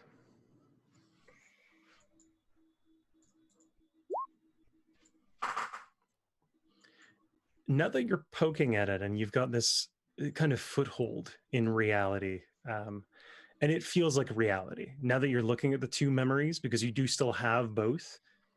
You know how when you dream something and it feels real in the moment, and you look back on it and sometimes you forget that it was just a dream? These two feel distinctly different. One feels kind of floaty and not quite there, and it's hard to pin down specifics on it. And the other is much clearer, like a real memory should be. The one that has an empty hallway feels like reality. And now that you start looking back through other memories, as you're kind of remembering the events, you start getting that disconnect. You start seeing one memory almost split into two. And you remember when the voice was coming over the comms and telling you, I locked that person up there, like, don't come down here. The person who'd gone crazy and kind of built themselves a fortress. Mm. That voice wasn't there. It was a different voice, but it wasn't saying the same thing. It was kind of just mumbling incoherently.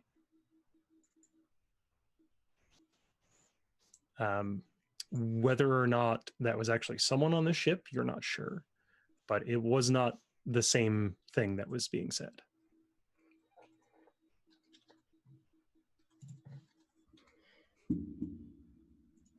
I've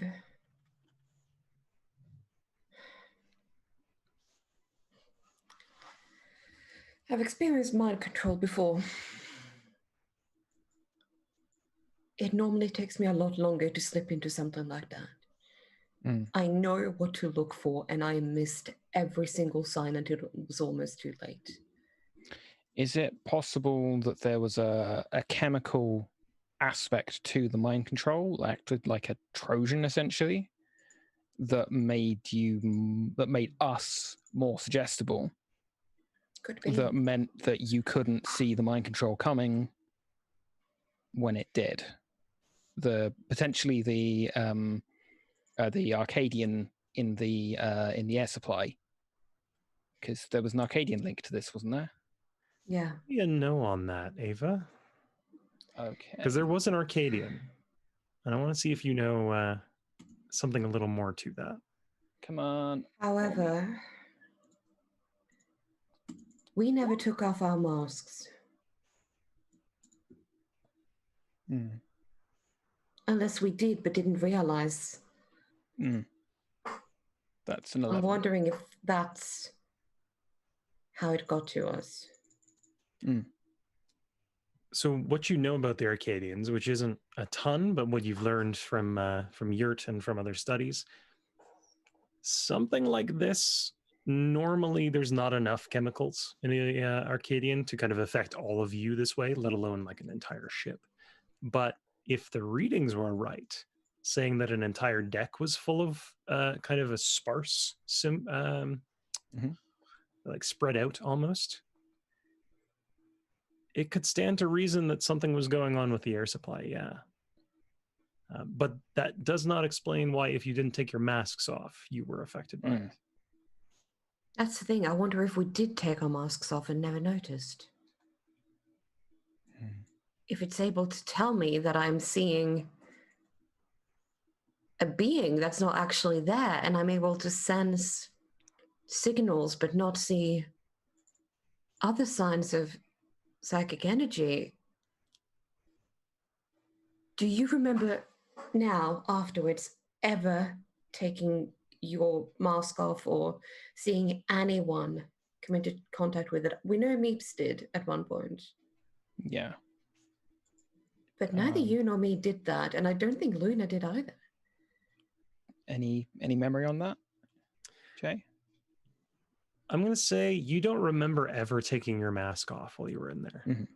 And likewise, Autumn, you don't remember taking your mask off. That one feels pretty concrete. Okay. So how did it get in?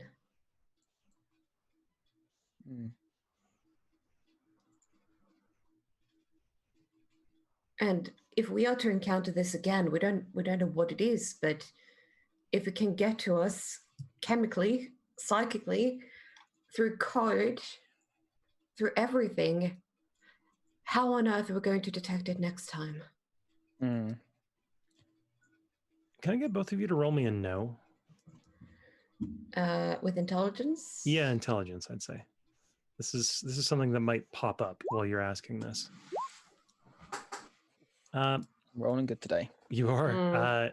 It's a good thing. Eva, something clicks in the back of your mind, and you realize that if it's chemical, it should be, airborne, or it should be injected to some extent.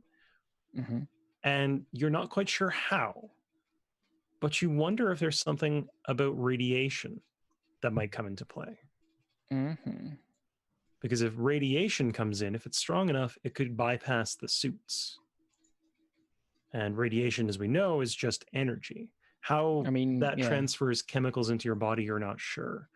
But Yeah, I mean, the suits will only be able to protect us against radiation to certain wavelengths. Yeah, kind of background space radiation, light radiation, but certainly something heavier could penetrate the suit. Is that what we...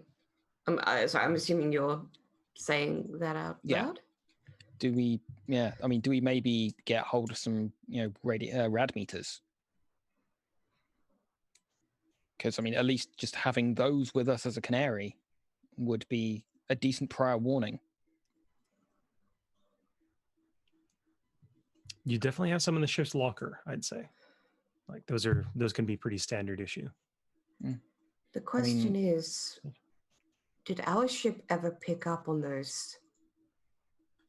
Like, when did it get to us?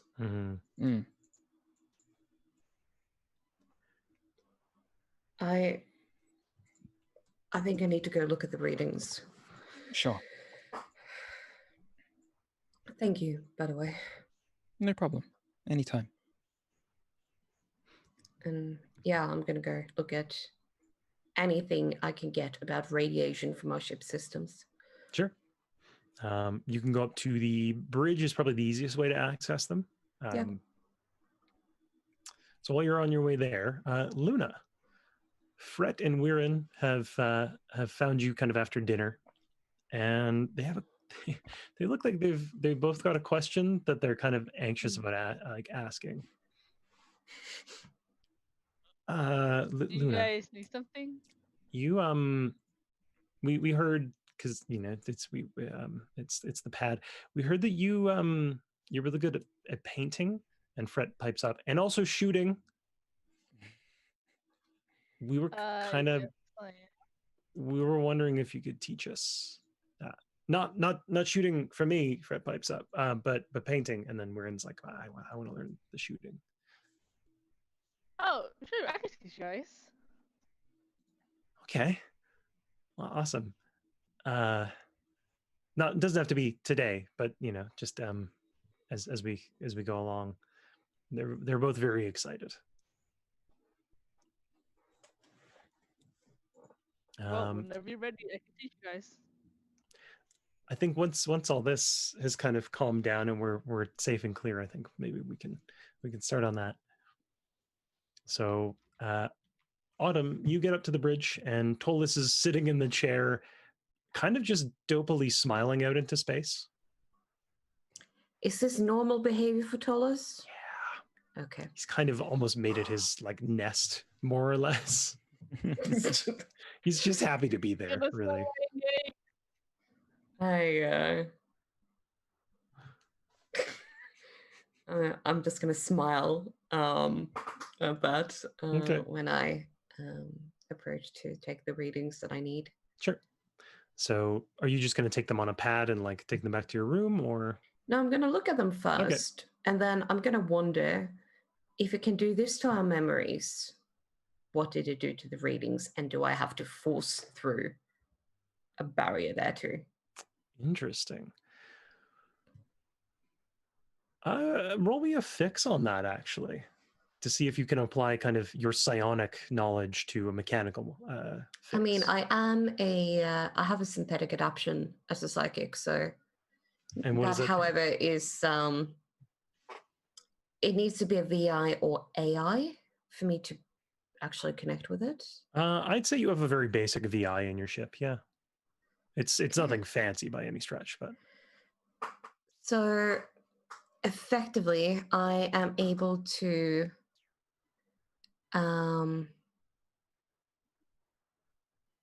I should be able to tell if the VI has been influenced by, I'll put it in chat what it does.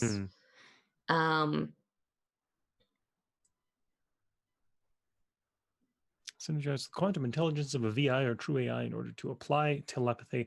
Oh, okay. That makes sense. So you're basically using telepathy on a machine. Yes. Yeah. Okay.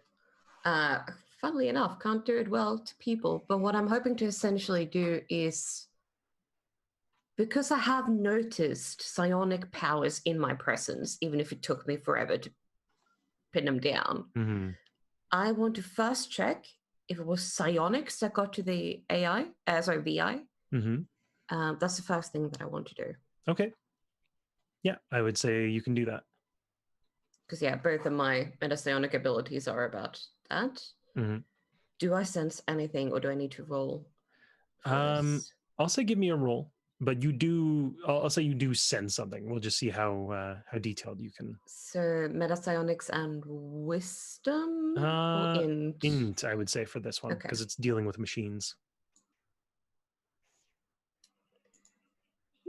9. 9. Okay, so you don't get full kind of full access, let's say, but you get a fair bit. And it does look like there was some kind of psionic effect on this machine.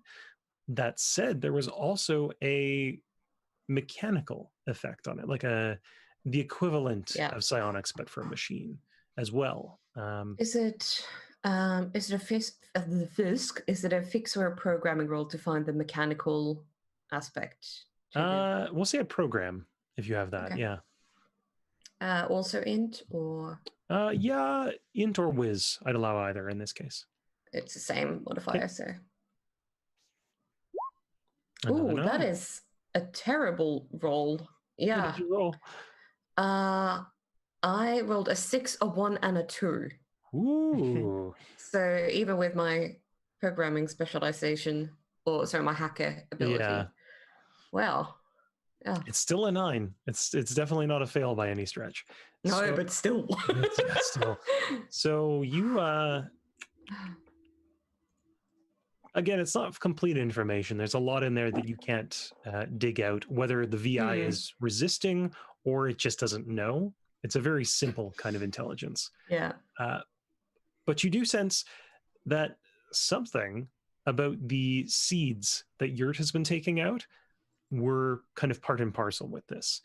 Whether they were the source of the psionics, you're not sure, but they were definitely the source of the mechanical faults, the way the sensors blipped out when the Cordinian was in the hallway. I will say you also notice there was more than one blip that no one has noticed yet. And that blip happened right when you found the ship. There was a I'm going to take all the information I can find, try to summarize it as neatly as I can on my compad or, whatever I have with me. Right. And then I'm going to go find Yurt. All right. If I know that she's been taking the seeds out. Yeah. You find Yurt and Will kind of in the midst of just wrapping up diagnostics and chatting. I'm sorry, is this a bad moment? I can come back later. No, we're just about finished here, Will, if that's okay. Yeah, no, we're just wrapping up, and I'm just like disconnecting the last couple of, sensors. I'm gonna sort of hold out my findings to both of them. Okay. This is what I've found from the ship. So the summary is, when you first arrived at the ship's location, you noticed it was listing, it's clearly a derelict. The SOS signal was about a week old. What you didn't notice was that something was hiding a radiation spike in the area from you. And it's a big one. Shouldn't be necessarily harmful, at least in terms of, like ripping apart atoms or messing with your molecules, but it's there. And the fact that something was hiding that is troubling in and of itself.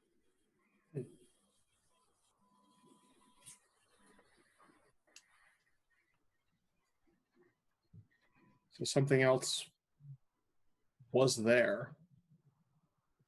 Yeah. We don't know what.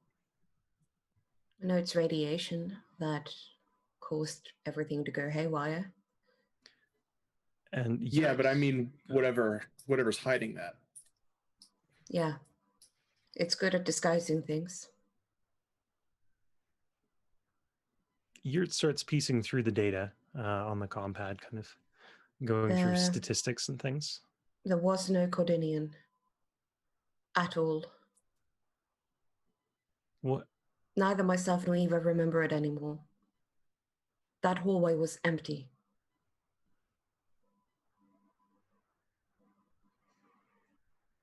Well, wait, but But it showed up on the sensors. Yeah, a lot of things showed up on the sensors and a lot of things didn't show up. I should have seen a lot more than I did, and I saw a lot more than I should have.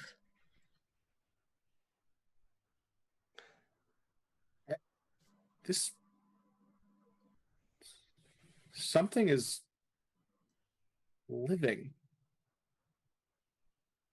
in the patch. What do you mean? That's what this means, right? Something, whatever's affecting us, something actively tried to hide it. Yeah. It seems there was a psychic veil, or a psionic veil, I should say, trying to obscure things.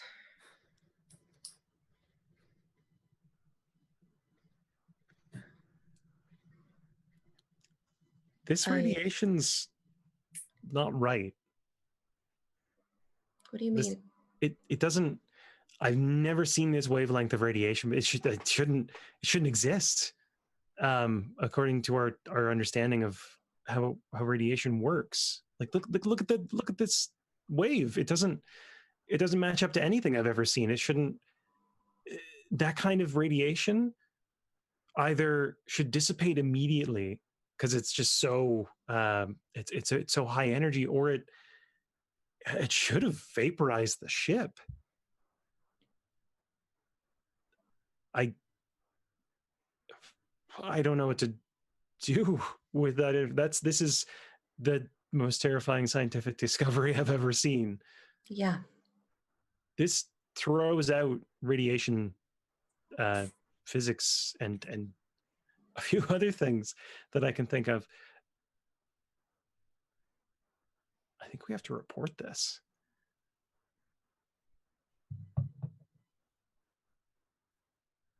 To who? Some scientific bodies. I mean, I don't know any personally, but I know there's groups out there that study this stuff. There's a few people that study the patch. We could try there.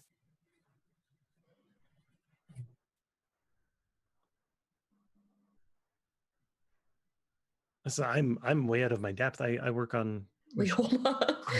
This I think we need experts on this because I can't. Radiation just doesn't do that. The question is, how do you study something that attacks you and everything, all your senses, all your readings as soon as you come close to it? Well,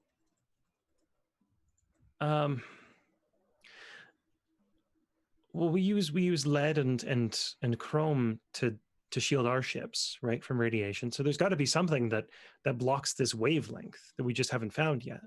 Does it? Well, normally. Is anything normal about this? There's nothing normal about the patch. No.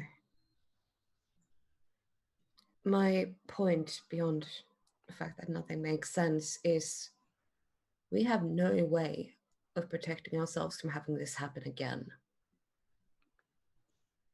Thankfully, we should be able to no longer have that listing appear, but we don't know how many others this has happened to. This could have been happening for years. Yeah. There may be people still out there who never realized they were affected. Oh, okay. And she affects like a sitting position while still floating, kind of slumps over a little bit. Like, I wonder if this is some type of, there's a type of plant, a type of seed really, that relies on getting its way into ants, and it starts controlling them. And then they crawl up very, very high in trees. as it's being eaten from the inside and become a plant using the body as nutrients. That's a worst case scenario.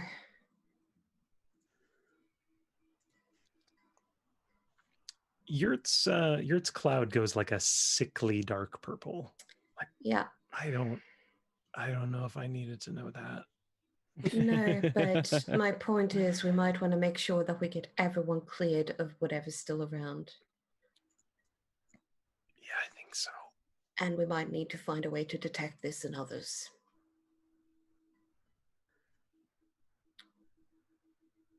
We don't know if the listing itself was real, if that distress signal was actually sent. At least with intention. We can't count on anything.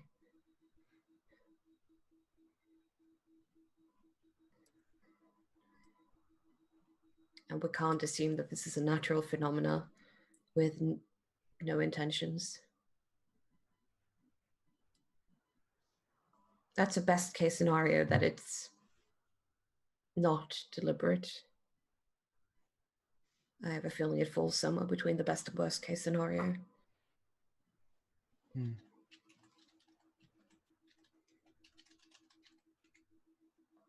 And I don't know where. Well, now that we know, I think it's up to us to try and figure it out. So yeah, I'm on board if you still need me.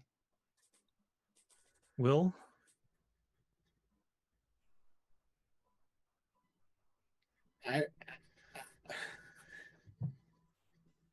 I'm sorry. I'm still on the whole. There's something living in the patch.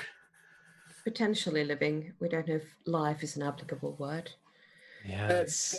Well, I'm not worried about the science here. Something sentient Something is in there. exists in there. It's not just space junk and radiation and zappy nonsense. There's something. Oh. And I'm you said it mostly found in insects. Sorry, I'm say at again, this Jen? point going to just put out a general sort of comm signal that I think everyone needs to meet up and hear all of this, because my head has started to hurt and I need more brains in here. That's fair. So everyone, you get a comm signal from Autumn saying to kind of meet up in, we'll say it's like the engineering bay.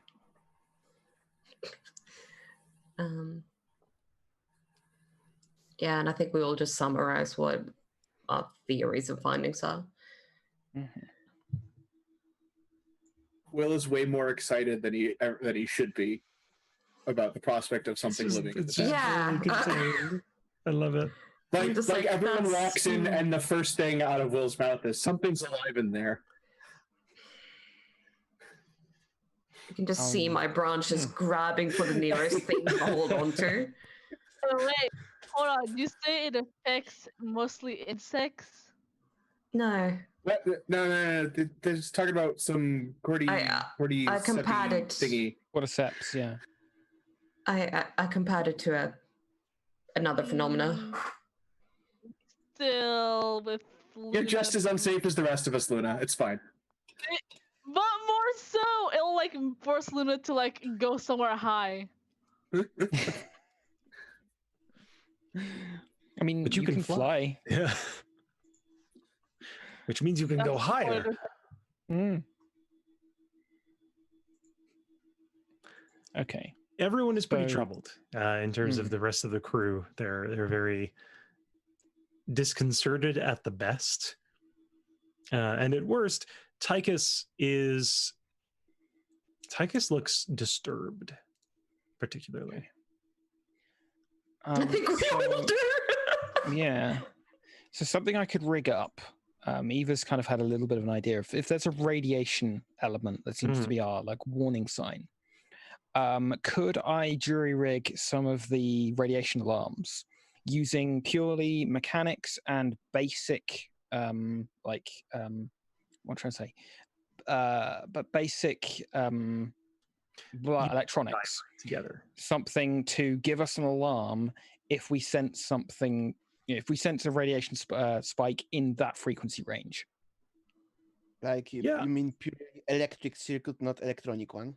A basic, basic electronics, not something that could potentially be smart enough to be messed with. Right. Okay. Logic gates, etc. I know what you mean. Yeah. Roll me a fix on that, or if you have specifics like jury rig or something like that. I literally just have fix. So. Okay.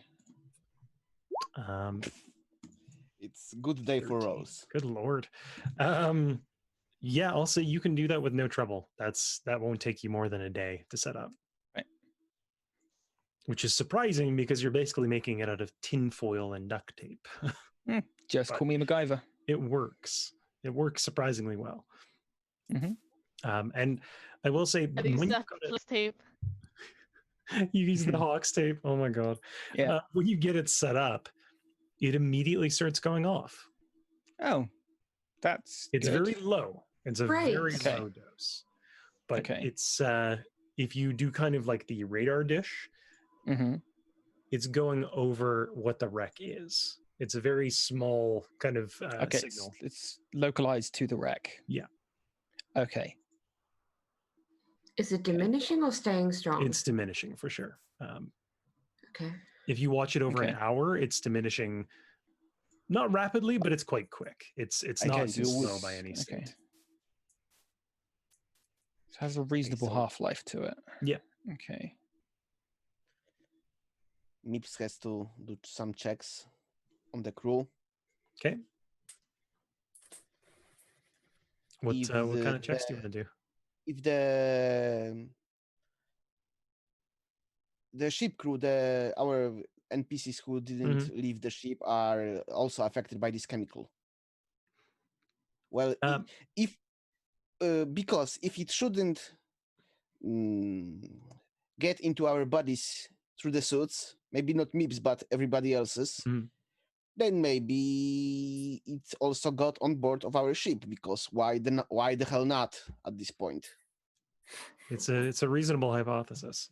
And when you check out the rest of your crew, it's less than what you saw in everyone who went on the ship, but it's definitely there. They all have a slightly raised level of this. And also one thing I now think of checking once Autumn and Eva relate their coordinate stuff.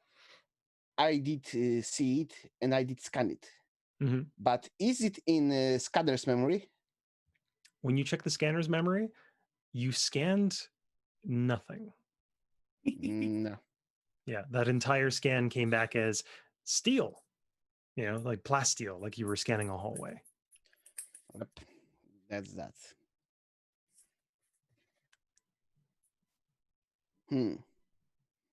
So Mips doesn't know yet. The coordinate wasn't there, but we are still on the fence about the AI. So Mips would like to talk with Willem.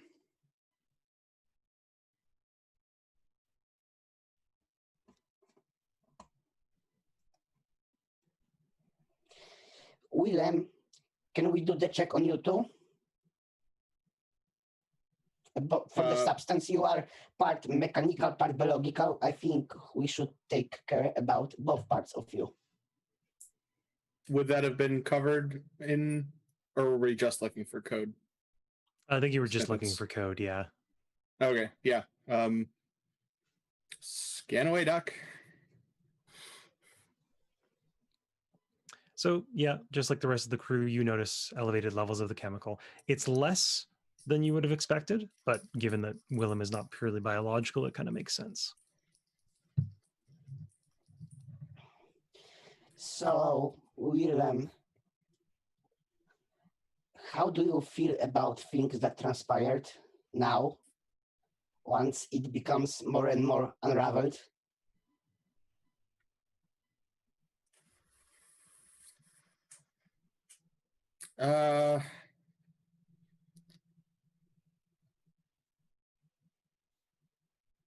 I say this with respect.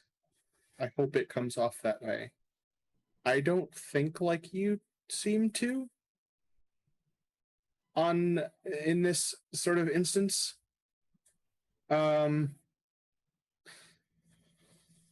Intellectually,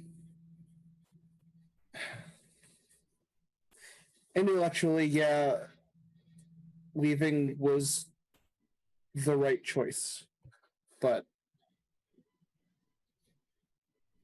I don't think I'm ever going to feel good about that decision.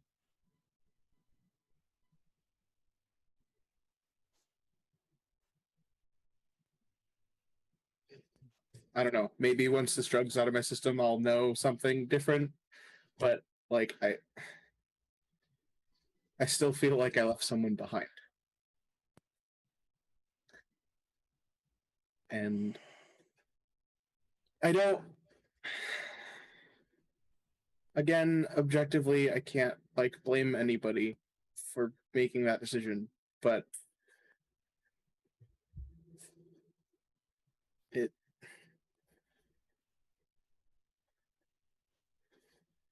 still hurt.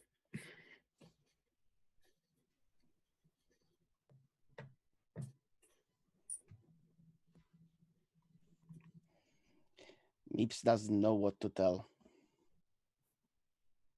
to that.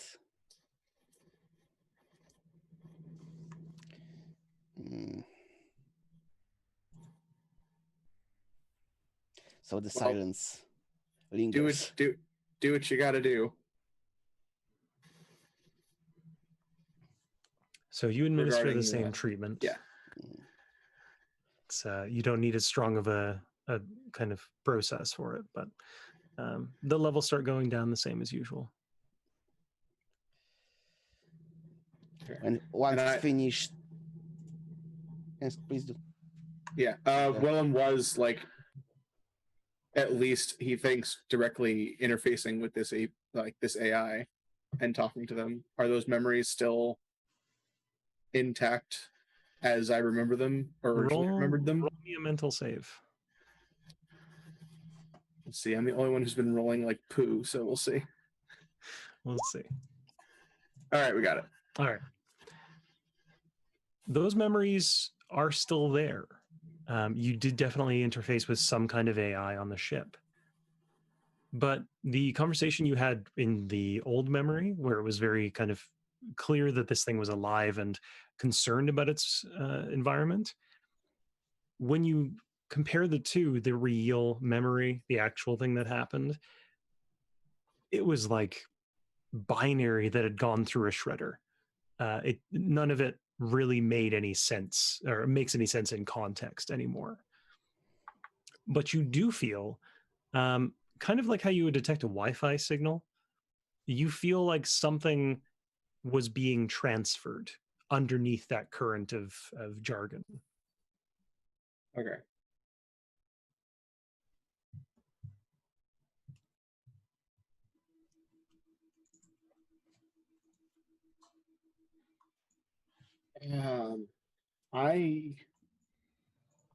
I think I need to do some thinking.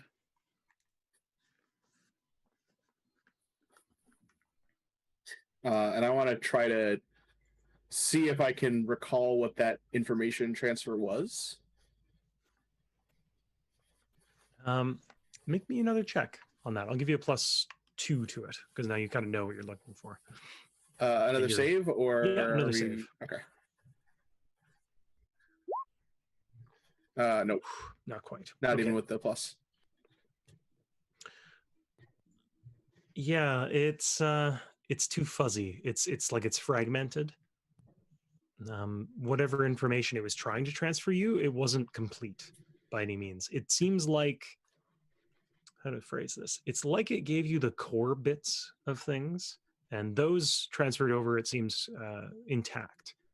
But anything else left over. It's like a mind without a personality, if that makes sense. You know, it's okay. It's like the core of a planet without the exterior shell. It just feels like a basic module, almost, Okay. or Just basics. like boilerplate code without any of the Yeah, without any context or any actual like, functionality. Okay. There's no commenting in the code, basically. Right. Yeah.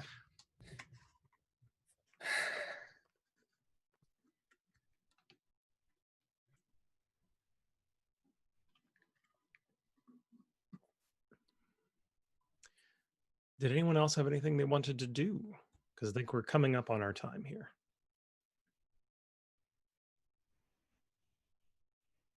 So I would like to tell something to Will yet once something more.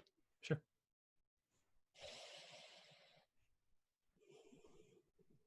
We understand that whatever happened and what you feel are two separate things. Nips is a healer. We would like to heal your feelings too. We don't know how.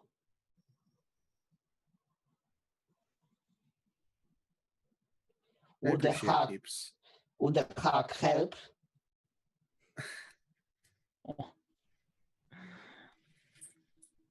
It's worth a shot. Some strange thing starts to happen with Mips. There is boiling in Mips, and out of front pocket and side pockets, tentacles start to extend.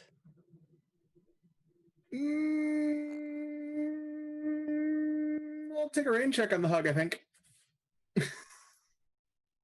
What the?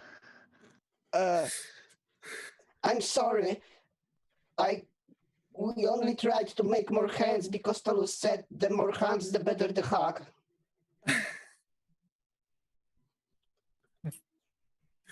I'm sorry, we didn't want to scare you. And the tentacles go back through the pockets. Will Okay. just gives Meeps a big old squeeze. Like, just jumps into it. Fuck it. Okay, Mips just uses the two big hands Mips has.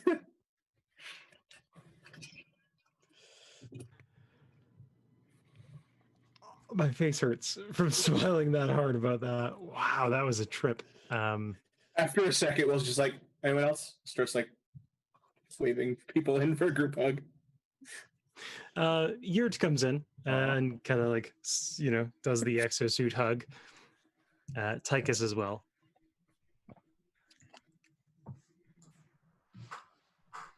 I am decidedly weirded out by this behavior. Eva just kind of come on, go with it. Just go with it, and joins in for the hug. Why are you embracing like this? It's like, are you all trying to become like? Is this some sort of weird? No, purpose? I don't get it. Closeness is psychologically soothing. Just go with it. Okay. I'll go with it, kind of very confused. This is psychological soothing. Like, no, Everyone else is just regular hugging. Everyone's super hugging, and Autumn's just like, pat. Well, Mips could hug Autumn with another extension too, but well, I think the first reaction of Willem will stop Mips from extending extra arms. I don't think Autumn has enough experience with tentacles to know why that would be weird. Oh no! That's very fair. Let's not go down that rabbit hole.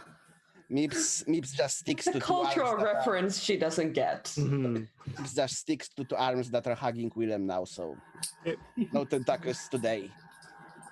So I think we'll end there on a nice family group hug. So the camera in just some cases. zooms out. And we see the derelict ship still listing off into space, so slowly kind of careening in different ways after it had torn itself apart. And yeah, the crew of what was the name of your ship again? The Ventus? Yep. The crew of the Ventus is somewhat better equipped to deal with this cosmic mystery they find themselves in the middle of. Yeah, I think we'll end it there.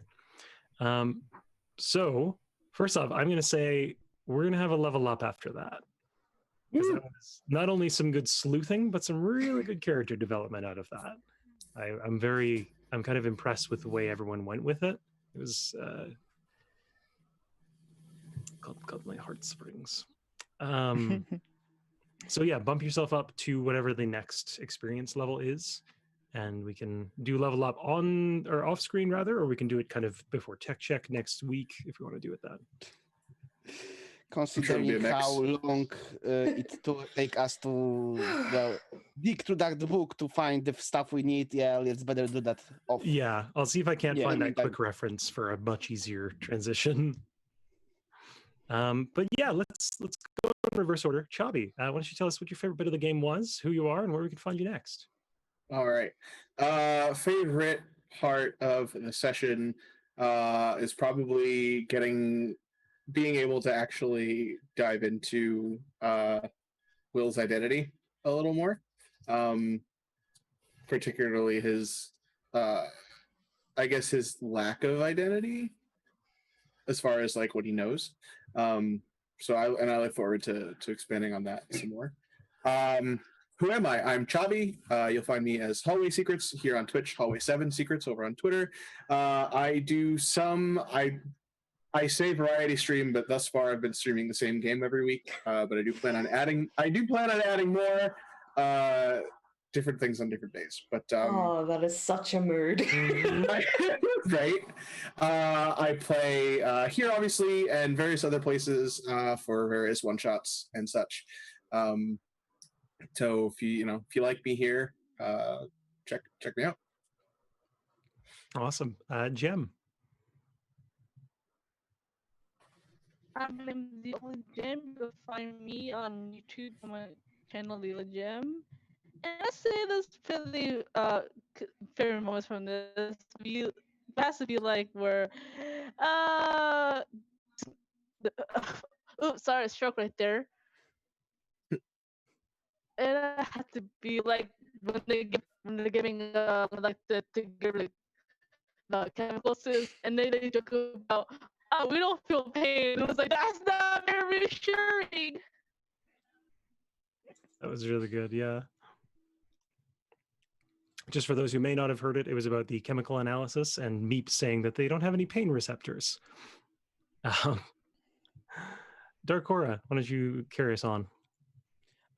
So my favorite bit, I think, was the eating scene where everyone kind of went into the different ways they eat, and there's Eva just with her knife and fork going like, "What the shit?" I didn't sign up for this. Yeah, what's going on? What even is the universe? So I'm Darkora. I mostly the only place you'll see me on Twitch is here, but you can find me on Twitter at Darkora with an underscore. Yeah, thank you. I had a really good time. I'm glad. Polished. Hi, yeah, I'm Polished. I can be found at Polished Cryptid, both on Twitch and Twitter. Gosh, my favorite thing today. I liked getting into Autumn's mindset a bit more. That's just from a personal point of view. In terms of like most entertaining, I definitely agree with the dinner scene. So yeah, as a player and as an objective person, two different favorites. Where you can find me next is in about 3-point-something hours over on my channel, where we'll be launching a new campaign. Knock on wood that everything goes well. Fingers crossed for you on that. Thank you. Econorlax. I'm Econorlax. You can find me next on Tuesday here in Water Campaign. And here is where you can usually find me, but I'm closer and closer to streaming myself, going through this checklist like step by step. And well, my favorite moment was it's every time Tolus enters the picture. There is a good chance that that there will be something I like most. I'm fanboying on Tolus. That's the only way to put it. So apparently Tolus can do nothing, like sitting in the chair and just looking into space, and I will love this. He's rapidly becoming one of my favorite characters to play in any game, which is funny given that I'm the GM. But when Tolus said about those upper arms, that was when I knew I will use it. I will use it. I love it. As for me, I'm Jay. You can find me here in 3 hours for NMS Absentis, which Raven is running. That is a fundamental version 1, I believe. And otherwise, you can find me on my own Twitch channel at Alien Jays on Twitter and on Twitch here. And I would say my favorite part was kind of just the overall arc that whole session took. It was going into it, I definitely didn't know where things were going to go from last session. And I'm kind of glad it was a quote unquote filler episode just to start hammering out more specifics and getting to see all of your characters in their own habitat, so to say, like getting to see Autumn's rituals and how she kind of deals with her own existence, how like her own body, seeing how Will and Eva deal with their own kind of difficulties, just getting to see all the different characters and how they interact with this situation and trying to figure it out in their own terms. I think that was beautiful. You all did an amazing job, and I'm very happy to continue running the game for you. So, Raven, take it away. All right, thanks so much. Give me 1 second here. We're gonna get over to the intro screen here, and there we go. Too many buttons to click. Yeah, that was fantastic. I really enjoyed watching that and listening in. Fantastic game, and we're going to go on a raid. We're going to go raid Straticus, who's doing a phenomenal charity event. It's been going on since yesterday. They're getting close to $12,000 that they've raised for charity, which their initial goal, I believe, was $4,000, and they kind of blew through that in the first 30 minutes, I think, yesterday. So it's pretty wild. So definitely give them a follow and check it out. There's a lot of really awesome people over there, yeah, I can't recommend them enough. So we're gonna go do a raid. We've got our raid cry here, which we end up going with: the more hands, the better the hug. And yeah, come on back in about 3 hours for Animus Absentis, which is run on Fundamental RPG First Edition. It's a sci-fi game where the crew of the ship that this all takes place on have lost their memories. They don't know who each other are or who they are themselves. It's been really, really interesting, and excited to hop back into that. So be sure to check us out there, and yeah, we'll see you in a few hours. Bye.